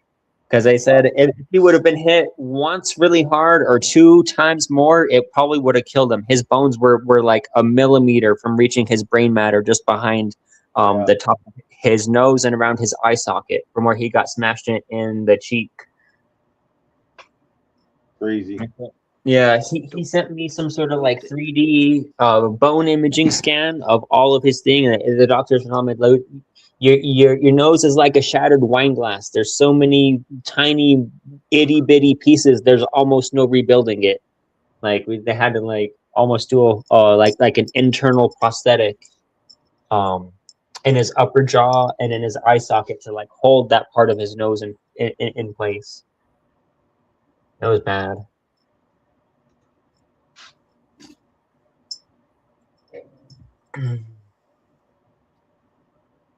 So I kind of knock on wood, nothing crazy like that's happened to me, but I'm not too much of a rowdy person or a party goer, especially nowadays. Like we used to that house is done for me, man. yeah. They used to house party it up, 10, 15 years ago when I was in my early 20s up until about 22 or 23, and then I just kind of fell out of it, Even now, I rarely drink, but, I do smoke cigarettes, so, I still have that vice, crutch, or whatever, addiction. I do, too. I sobered up when I was 30. I ain't had a drink since. No. I had too many judges tell me, hey, you need to quit. Mm-hmm. I'll still drink, but it's very far and few in between. Why do I have my 87 in my pocket? That was not supposed to be there. Well, my problem was when I sit there and say I'm going out for 1 or 2, it was usually 1 or 2 in the morning when I stopped. Yeah. So I had that addictive nature. Plus everything else I was doing at the time wasn't a good thing, but live and learn. Yeah. Life got a lot better. Yeah. My girl is kind of like that sometimes. Like if she has 1 beer, it's kind of like an 80% chance she'll get pretty toasted. But if she has 2, then it's like, yep, she wasn't a very big drinker, but she was kind of a big drinker. Not that she would get like sloppy and drunk, wasted, and like make a fool of herself, but she would definitely get to a point where she would not give a shit what other people think and be very blunt and upfront about things that she thought and felt. So people would take that as confrontational. Yeah, you get funny drunks. I was a funny drunk. Then you get mean drunk. Like me, I drank my Fireball whiskey.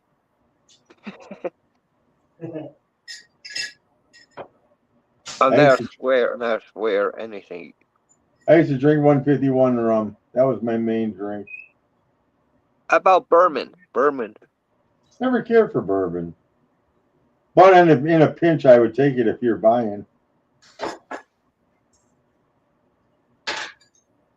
Then when I started mixing it with other stuff, oh, that was it. I was run.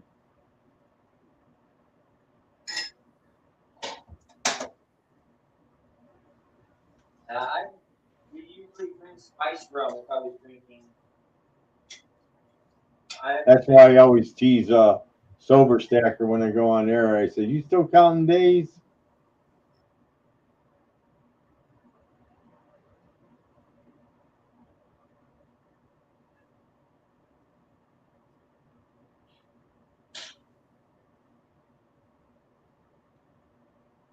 Yeah, let's see. It's 16 people, 16 likes. 15. 2 watching. Yeah, I would usually, well, at least when I was in the house party days, it was usually spiced rum, either Sailor Jerry's or Captain Morgan. We used to do a Friday night Skittles night.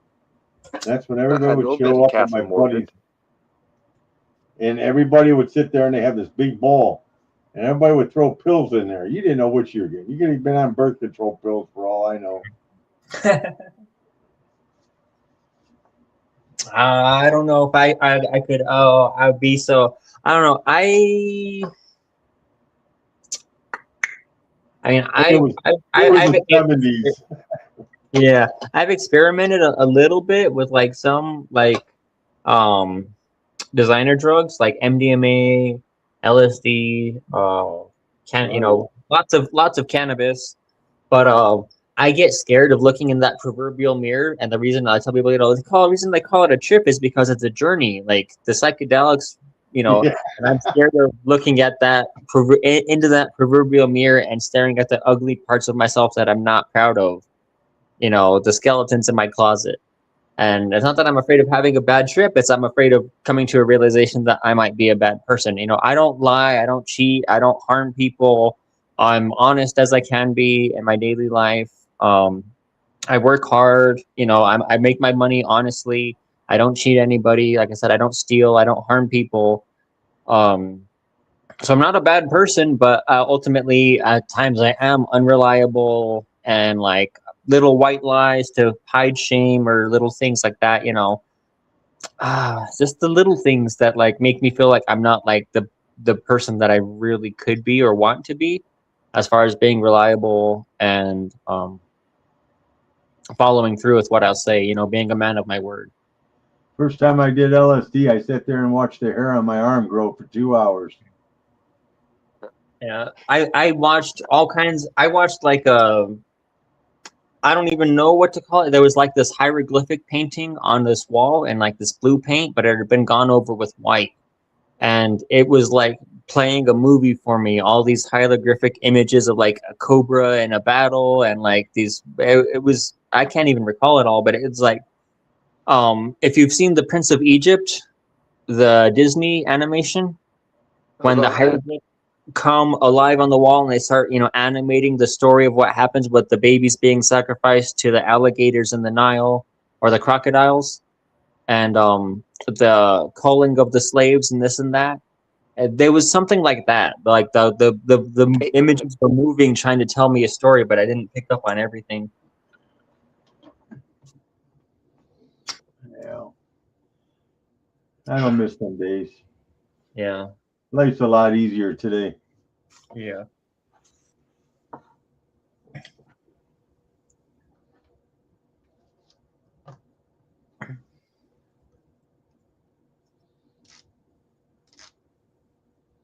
Yeah. Are you guys okay with calling it a night? It's in my locality. I've got to get up for work in 6 hours. Yeah. So. I got to get up and go to bed and sleep in. I'm all 3 o'clock. Nice. Oh, wow. Oh, you're on the East Coast, OC, huh? Yeah. Yeah. You're in upstate New York? Yeah. Yeah, I'm in Ohio. I'm in the same boat, but I don't have to work, so I'm all right. It don't matter. All right.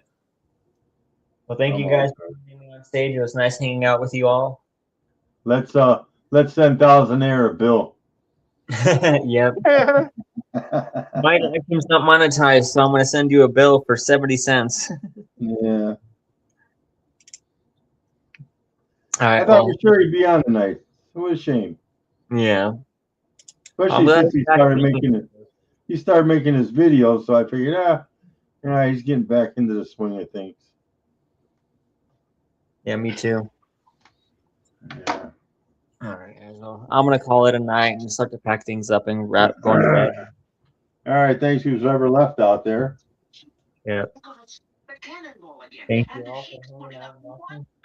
Thank you, Tom and OC Omega, for joining me on stage. You guys have a good night. I might throw up a quick live stream tomorrow. I might call it 3 Ounce Thursday since I missed my 2 Ounce Tuesday. But I'm not sure what I'm gonna feature or showcase, so I don't know if I am or not. I've been slacking on making videos, so I don't know what to do. I have ideas, but I don't know where to start, and I just need to start. A lot of Take a times break. this is what works, man, because everybody wants to see everybody. So Yep. that's why I don't want to do a stream. I don't want the hassle.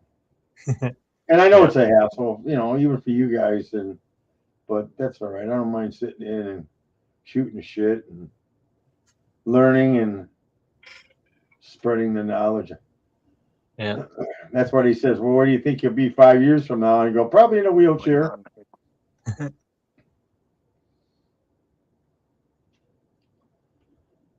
So, Yeah, I hope not. well, you never know. I'm 69 already, so you never know. I'm not Yeah. in it for the long term. But I've been in it for a long time, so Yeah. and I'm all right. I had fun. I'd have just blown my money on something stupid. This way I can spend the kid's inheritance now and just make sure my grandson gets a silver dollar every now and then. He figure he'll be pushing me around in a wheelchair, so you gotta think ahead. Yep. Oh, look at that cake. Ah, one of them guys, huh? Peanut butter chocolate, homemade. Yeah, they'll be the fingerprints in the morning. Yeah, Mm. homemade hot sauce.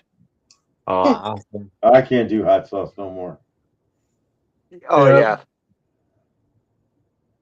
Can't do it no more, man. Instant heartburn. I get heartburn looking at that shit anymore. My kid does it, but I'm like, hey, remember, you're gonna have whatever I have. I pass that shit down to you.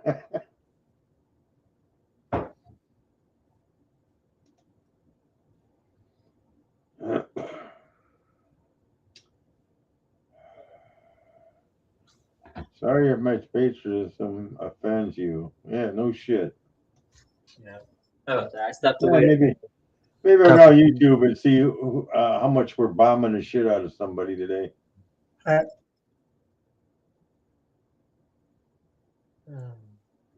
They've gotten a lot better at it than when I was around back in that day. Yep. They got bigger, better, and faster.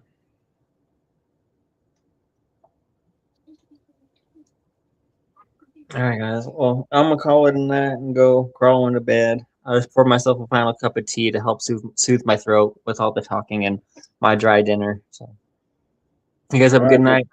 Thank you very much for joining me. Okay, don't forget, we're all going to send Thouandaire bill in the morning. All right. That's a kitty. Later, guys. Later.